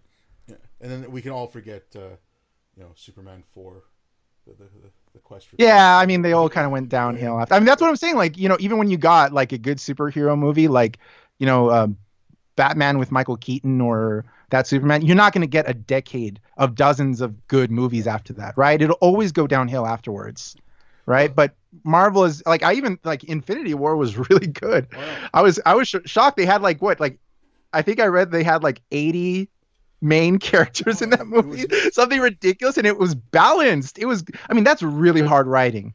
That's very hard writing to balance that out. I don't understand how. Okay, I like Black Panther. I thought it was a decent movie. I mean, I had some issues with it, but overall, it was a fun movie. You could kill a couple hours. It was, Hey, it was kind of the weakest of the Marvel movies. But I loved Black Panther and Civil War. It was amazing. I was looking forward to it, but it didn't accomplish much. But to get nominated for an Oscar, and then like almost every Marvel movie besides that one was better. Yeah, I mean, and it's not that it was bad. It wasn't that. It actually had one of the best villains, right? Yeah, Killmonger was an excellent villain in that film, but it just wasn't an Oscar-worthy film. It was a political correct nomination, right? Kind of thing. It's very political, but whatever. On some level, I'm just kind of happy a comic book movie was nominated, although it was for all the wrong reasons. I mean, really, if you looked at the Marvel movies and really the ones that stand out, I'd say it's like Guardians of the Galaxy, the first Iron Man, Captain America: Civil War, and Winter Soldier. Those are really excellent films, like on their own. I especially I think Iron Man 1 is like on its own, separate from like being a comic book movie, is a very good movie. Yeah, I like the same thing. Like the Thor movies, I wasn't a huge fan of, but I liked that character in the Avengers, right? They were trying to find the footing, right, on some of these movies. Like sometimes it didn't really work. Like Thor is a very complicated character to represent on screen, right? It's this mystical, magical kind of place, Valhalla and Thor with his hammer. It looks very awkward and weird on screen. That's the truth. It doesn't come off very well. And the first director of it was the Shakespearean actor. What's his name? I like him a lot, but he's a Shakespearean actor, and he directed the film, and it was very kind of this classical kind of directing, but it didn't find its footing until Ragnarok, I felt. Yeah, Ragnarok I thought was a great movie, but then again, that was kind of like a buddy movie in a sense, because I mean, not that I don't think anyone's not seen it yet or whatever, but like you've got the Hulk in there, you've got what's the character, Valkyrie, whatever. So it kind of was like an ensemble movie, even though it's Thor. It's a Thor movie, right? So like I found out it was a fun movie. It kept you entertained, it kept you engaged, and it wasn't trying to like shove a message down your throat or anything. But yeah, Kenneth Branagh is the Shakespearean actor who directed the first one. He's a wonderful actor, and he makes some of the best Shakespearean films. Yeah, no, he's he directed the first Thor movie. He directed the first one. I mean, he's a Shakespearean actor. Oh, yeah, the best version of Hamlet I have ever seen, and Othello, I think. Yeah, Othello. He was an amazing Iago. Yeah, when I saw Hamlet, I was living in Vancouver. And so they played. Now I don't know if you can find the full. Like it was like almost 3 hours, or maybe a little bit over 3 hours. The extended version Yeah, of yeah, the Hamlet. yeah. When it Yeah. first came out, I saw it. It was this old cinema in Vancouver that it wasn't a multiplex. They had like nice old seats, and they'd upgraded the sound and everything, and had a nice brand new screen in it. And went and saw it, and they actually put an intermission in the movie, and we went out, and there was a bunch. I was with a friend of mine. It just made me laugh. A few people were like, well, that's a kind of a weird ending, and they just walked away. They didn't realize it was an intermission. And They didn't realize it had an intermission. Yeah, they didn't realize that the play still went on. Like it was just I Right. find it, but I mean, like I said, Grand I think Channel. the movie itself has an intermission like Yeah, within it, yeah. right? It Yeah, it's says part of the film. yeah. Yeah. It came up on the screen intermission. Blah blah blah. You go out, and they gave people a little bit of a break, and then you come back in for like close to another 2 hours, right? But yeah, no, I Right. just getting off on a tangent. But okay, you'd lived in Asia. You lived in Korea, and you mentioned Japan. I know you've watched a lot of Asian films. Like I haven't seen a ton, but I did watch. No, no, no. I am an expert of Asian cinema. Don't sell me short, Okay, man. no, but I mean, I like, dedicate a lot of my life to studying it. like I've watched like the Kurosawa stuff, Uh-huh. but I mean, like some of the more recent ones, like Old Boy. I really liked Old Boy, and I thought the American remake was Spike actually fairly Lee. good. Oh, God. No, Spike Lee's version was awful. You thought it was awful? It was awful. Because Terrible. I remember seeing the original Old Boy, and I liked it. Then when this one came out, I watched it again. I was like, Oh, it was- maybe I don't remember the original one. Everyone can skip it. If you're listening to this, skip the American version by Spike Lee of Old Boy. Totally useless reboot. Totally, and it's unnecessary. Just the original one is enough. Yeah, But the original was great. I mean, I find that there's especially the bad guy in the reboot. Oh wow, that English guy. He's a good actor. I think he was the same actor from District 9. But no, it was just bad. But yeah, no, I mean, like I find that okay, another. So like I've seen a few, like I said, like the old Kurosawa ones. So you can the Magnificent Seven is a remake of what the Seven Samurai, and you've got all those, Sure. and then like there's another one. I think it was. Well, you have to like a very interesting thing about Japanese cinema. A lot of people point out that, for example, there was the Magnificent Seven, which is a reboot of the Seven Samurai.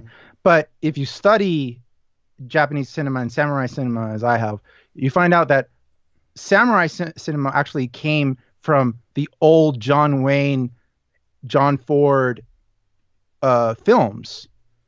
There was a lot of inspiration from the oldest westerns to Japan, and then when Akira Kurosawa made his films, and a lot of his films, remember, were based off of Shakespearean plays Yeah, and old westerns. Like Yojimbo is something inspired greatly by an old western, but then he had, for example, Throne of Blood is an adaptation of Macbeth, and there's also and he made adaptations of like Kagamusha's of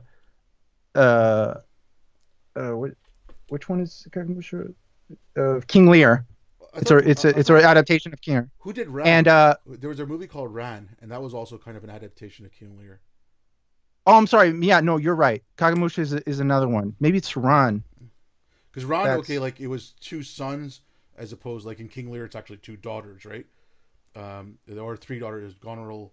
Might be right. Yeah. For example, and also there's a adaptation of Hamlet called The Bad Sleep Well, which is not as well known. But so he's taking a lot of things out of Western culture and adapting it to Japanese samurai film, right? So when people talk about cultural appropriation, right? Well, this is the classics. This is the most famous, birthplace of samurai cinema, right? And it's feeding off of old John Ford westerns and Shakespearean plays, right? And then those Akira Kurosawa films are then reinterpreted into Clint Eastwood and Magnificent Seven and all these other westerns, and they continuously feed off each other for a century. Well, then what is the culture of samurai cinema? What is the culture of the American Western? Right, when they've been feeding off each other since their early 30s and 40s, it makes no sense to talk about like cultural appropriation, right? For example, and I'll give you another example that's more recent, which is really interesting. There are a lot of great action movies coming out of Indonesia. Indonesia being the biggest Muslim country in the world and in Southeast Asia, right? Well, Well, they have kind of vitalized their cinema, and especially like martial arts action films with a series of films called The Raid, which probably a lot of people have heard of. And it features a form of martial arts from Indonesia called silat. Okay. Now, the Raid films were international phenomenons. You know, there was a kind of films that were kind of inspired by them. But who directed these movies? It wasn't directed by an Indonesian. It was directed by a guy from Wales who married an Indonesian woman, moved to Indonesia, and directed a movie called Marantau, I think was the first one, which wasn't that good. And then he made The Raid, which was phenomenal, then made a sequel. And now Indonesia is making all kinds of great films. I recently saw a film from there, also an action, over the top, gory film called The Night Comes From Us, which is a Netflix production. So it's on Netflix. The Night Comes For Us. Amazing film, beautifully. It wasn't just like it had a lot of action, a lot of gory action, but it was beautifully shot. The director from Wales is called Garth Evans. So when even you're talking in this case about like Indonesian culture, well, here's Indonesian culture, their martial arts, silat, being portrayed in an Indonesian film, right, with Indonesian actors. But one of the main components that drove this piece of art forward and made it what it was this guy from Wales, right? So what is culture there, right? There's to talk about culture is a very odd thing, and it's like did Garth Evans culture appropriate, like Indonesia by doing that?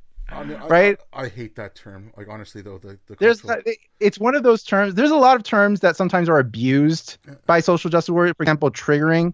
For example, that's an actual term. Like there are people suffering from PTSD who get triggered by certain things and get emotional trauma. They relive it in the moment because of that trigger. It's a real thing, but it's abused by the social justice warriors. The term cultural appropriation is total nonsense bullshit. It means nothing. Cultural appropriation at its core has to imply that to appropriate culture, someone has to own it. And no one owns culture. No, it's no one. It's not under the property of anyone.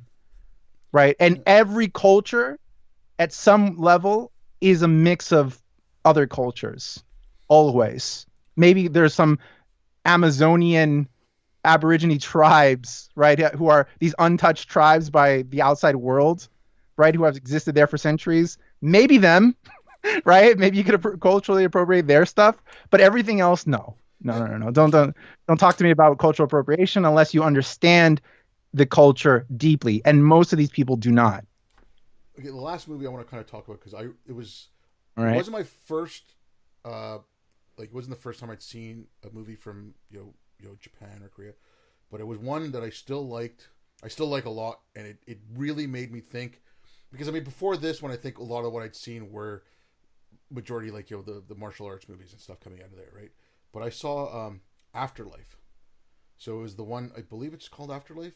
I forgetting the name of it. Yeah, Japanese film. Yeah, where you stay in a way station, you decide what your favorite memory is, and then you go Oh, live. I saw that. Yeah, I Yeah, saw that movie a really long yeah. time ago. Though I mean, I don't. yeah, like that was like, It's pretty old. yeah, yeah. I saw it like what mid 90s, Yeah, and it yeah. was like I said, it was the first. I mean, I know Ran and all that had come out before, but it was only after kind of like seeing this that I said, okay, let's see what else is out there instead of just a couple of guys beating the shit out of each other with karate, right, or kung fu or whatever. Right.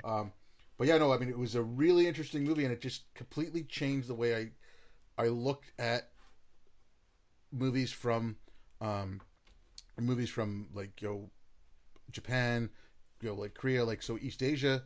Because I mean, I grew up my mom grew up. I grew up watching Bollywood movies because my mom would watch them all the time, and I can't stand Bollywood movies. But then once in a while, they would have these really good movies come out of India, and I'm like, why don't they promote these instead of that fluff, right? And it was the same The thing. dance ones, Yeah, yeah. It's just the romantic dancing yeah. ones, yeah. Oh, but like I was. So that was when I saw this movie Afterlife. I was like, why do they not promote this instead of just the martial arts things? Because okay, the martial arts movies, they're good escapism. They're fun. You can watch, but this actually gives you more of an idea of how someone might think or where they're coming from, or like seeing some of the old Kurosawa movies, seeing those and seeing how, like you said, like they adapted this and then we adapted from those movies. Magnificent Seven was adapted or whatever. But like I just like, do you remember anything about that movie, or like how would like when did you start appreciating movies from like Japan and Korea? Was it when you moved there, or was it before that, or was it while you were studying film? So, well, there's so much to say. I mean, I could talk about movies from Hong Kong or China or Japan, but I'll say, because I moved to Korea, and the one of the first films. It wasn't the first film, but it was one of the first films I saw was called JSA. Have you ever seen that movie? No. So JSA is a film that takes place on the border between North and South Korea.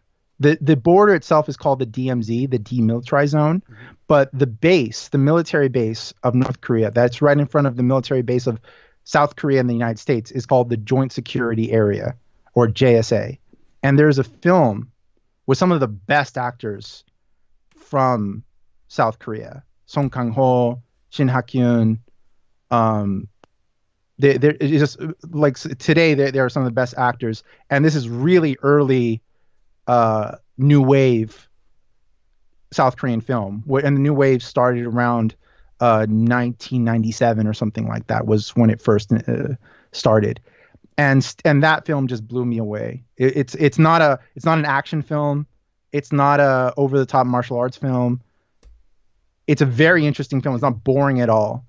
Anybody would enjoy it, and it's very still relevant today because of the conflicts between South Korea and North Korea.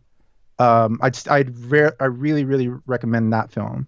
I mean, I could recommend endless amount of films, but that's still one of I believe it's from Chan Park, the director of Old Boy, as well. I think this is one of his first kind of big productions in South Korea.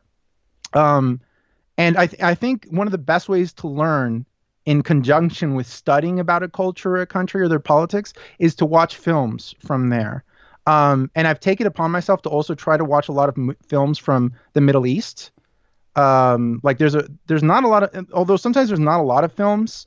There's only like two films from Saudi Arabia, but there's one film directed by a woman called Wajda. Fantastic film about a little girl in Saudi Arabia who wants to buy a bicycle. Fantastic film. Fantastic film. Like when we're talking about like reform or something like that, I truly believe that reform of underdeveloped religious societies is mostly going to come from art. It's not going to come from people talking theology. It's not going to come from people talking philosophy. It's not going to come from political authors.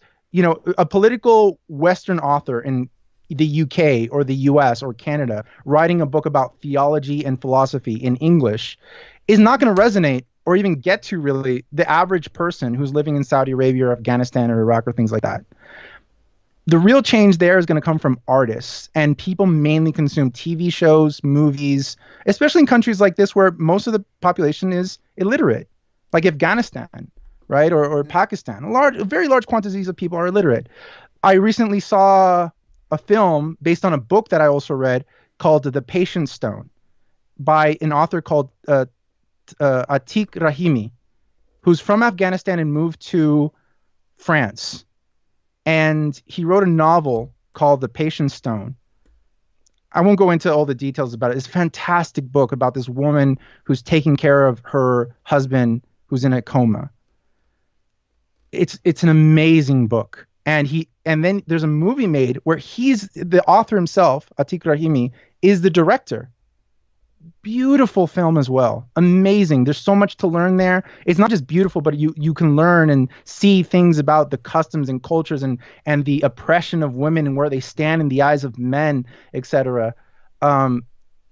Seeing that, through the eyes of a person who's lived that culture in the representation of art, besides just reading about politics and learning about Islam, it gives you another feel for these cultures, these countries, these people that you can really fall into the game of dehumanizing entire regions of people or entire cultures of people, if all you see all day is another terrorist attack on Twitter, if that's all you're consuming, right? You're just seeing stonings and terrorism and ISIS and a short video of some woman getting abused on Twitter or Facebook, and that's all you're getting all the time. You just think it's constant just misery 24/7, right?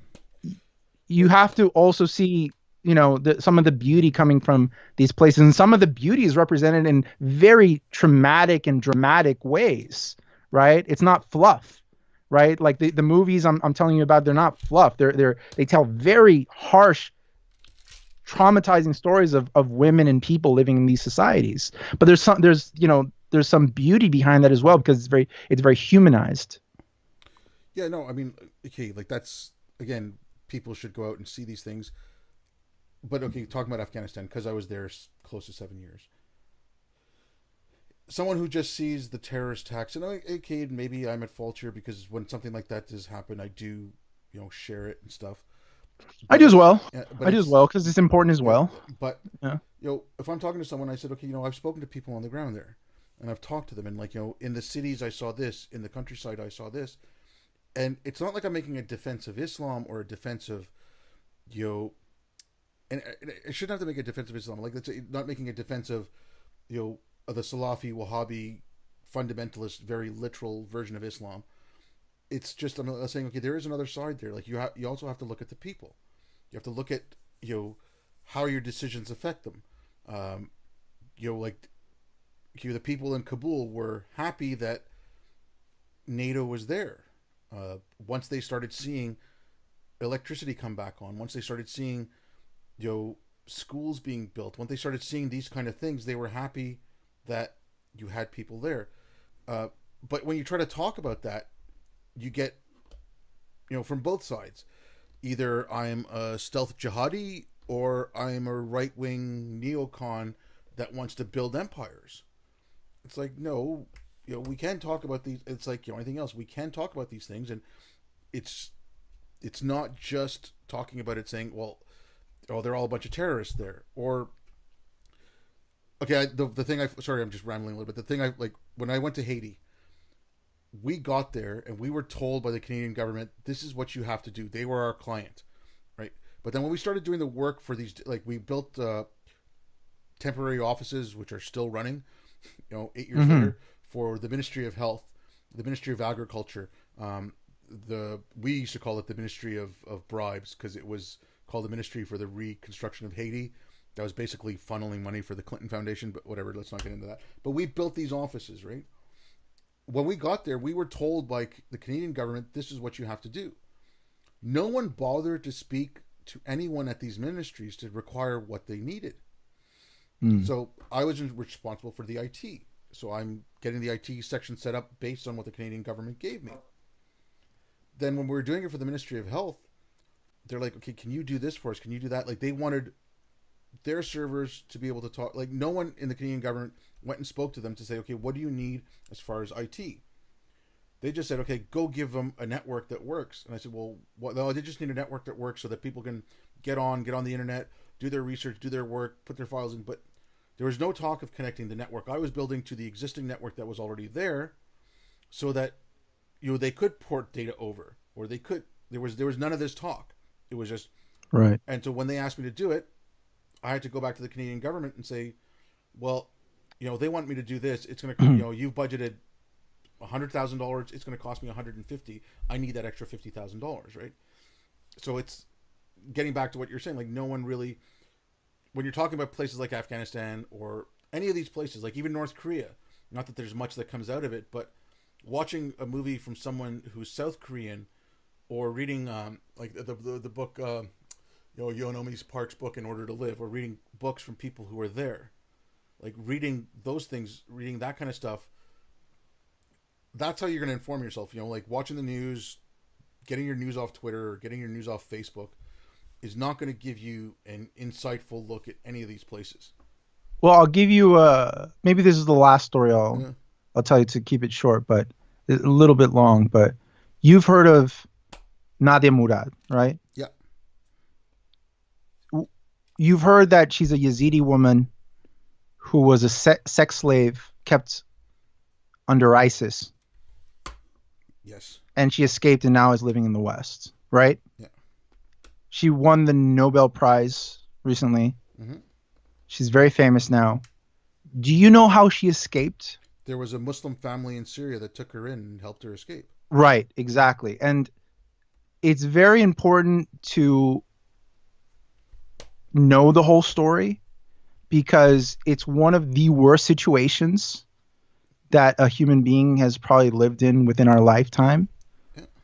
And just in that story, it's not black and white.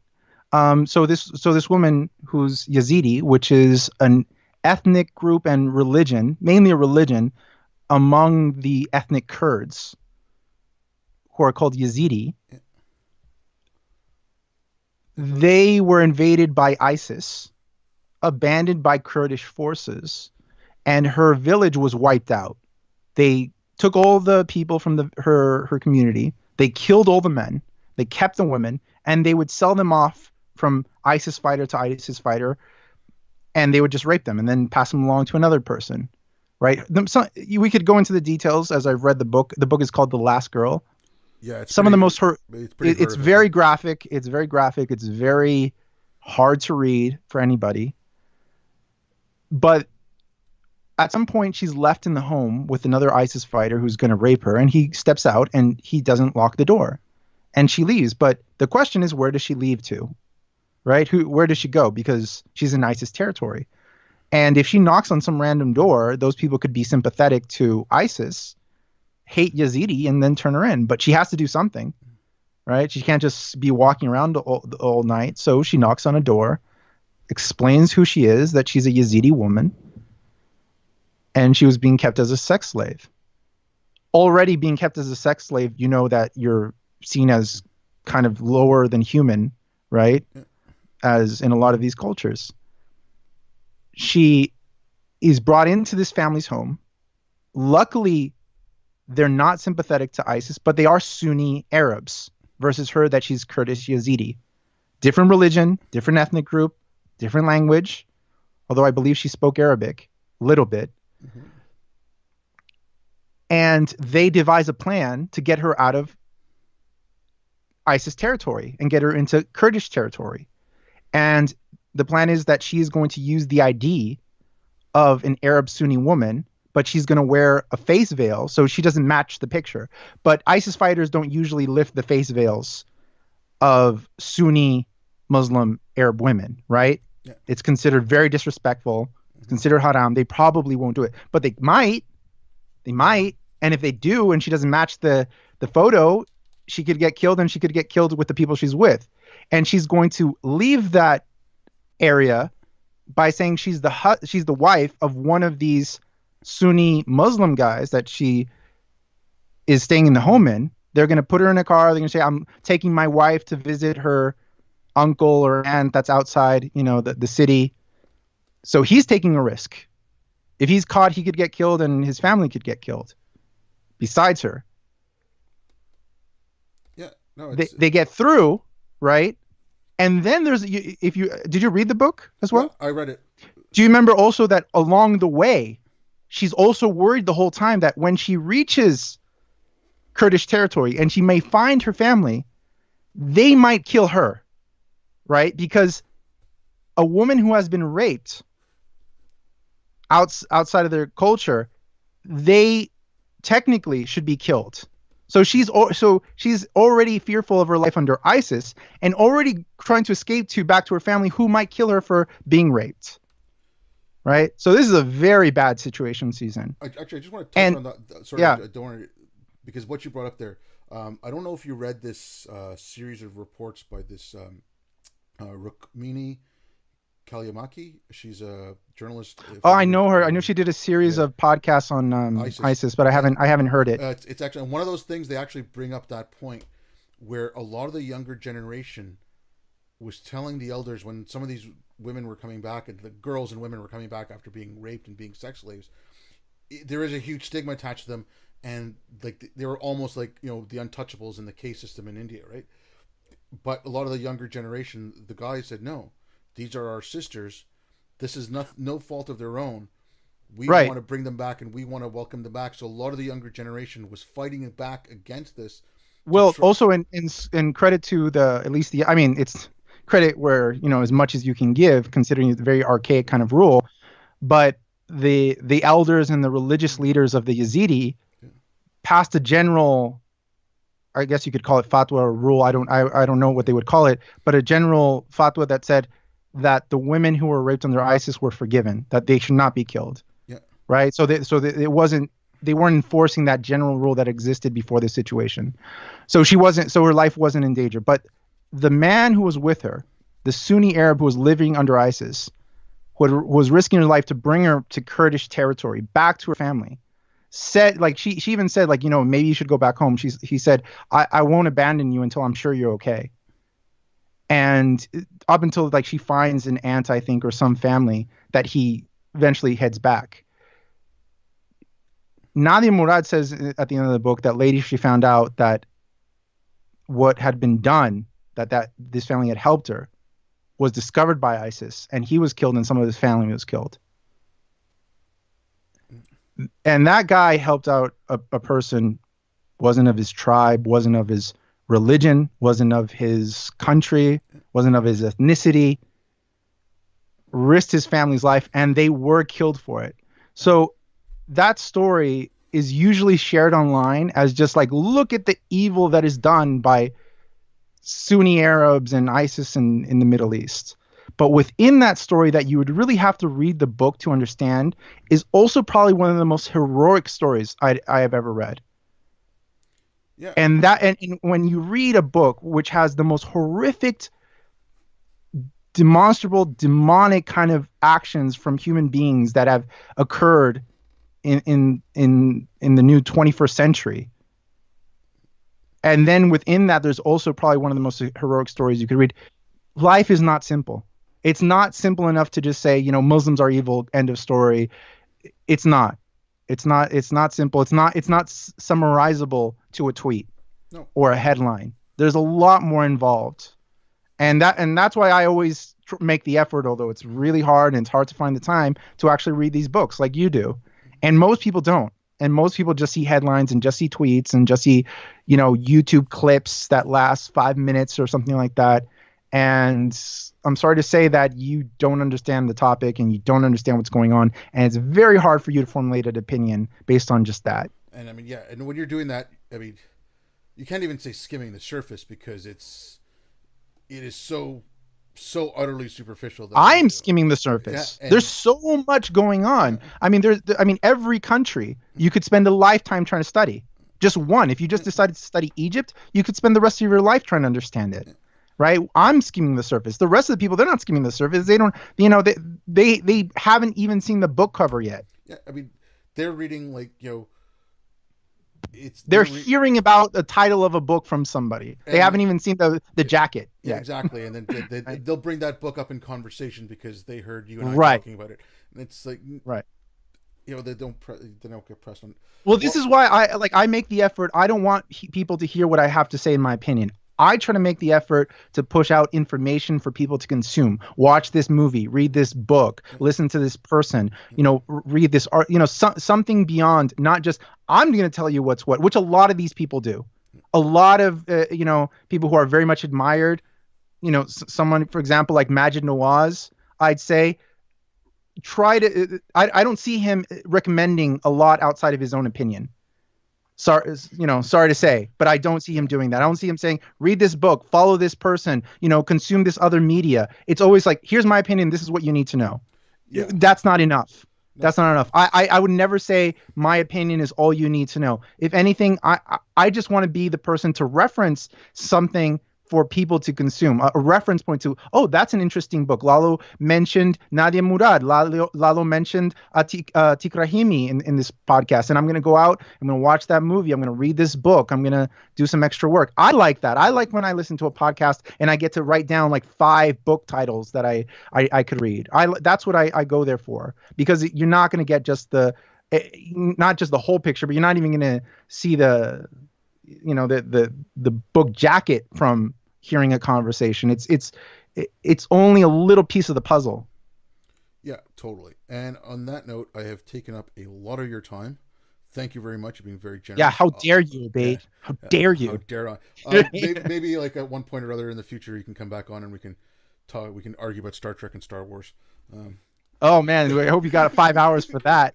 but thank I you. love that the new Star Trek series, Star Trek Discovery, is summarized to the initials of STD because that's what it is. It is an STD. It's garbage. I haven't seen the second season. Like I got through about Oh, halfway of the first season. And I'm like, I can't do this anymore. so Um, bad.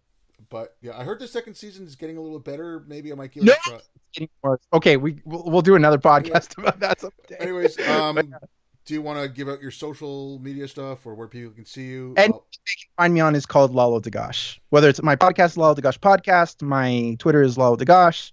So just Google that for my podcast, which I have been taking a break from, but I'm bringing it back soon. And my Twitter, and I don't use too much more else than that. All right, cool. Well, I'll put those all in those links down, and some of the books you'd mentioned, I'm going to put links to them in the thing as well. So if people are interested, they can go read them. Well, thanks a lot, Lalo. It was great. Thank you.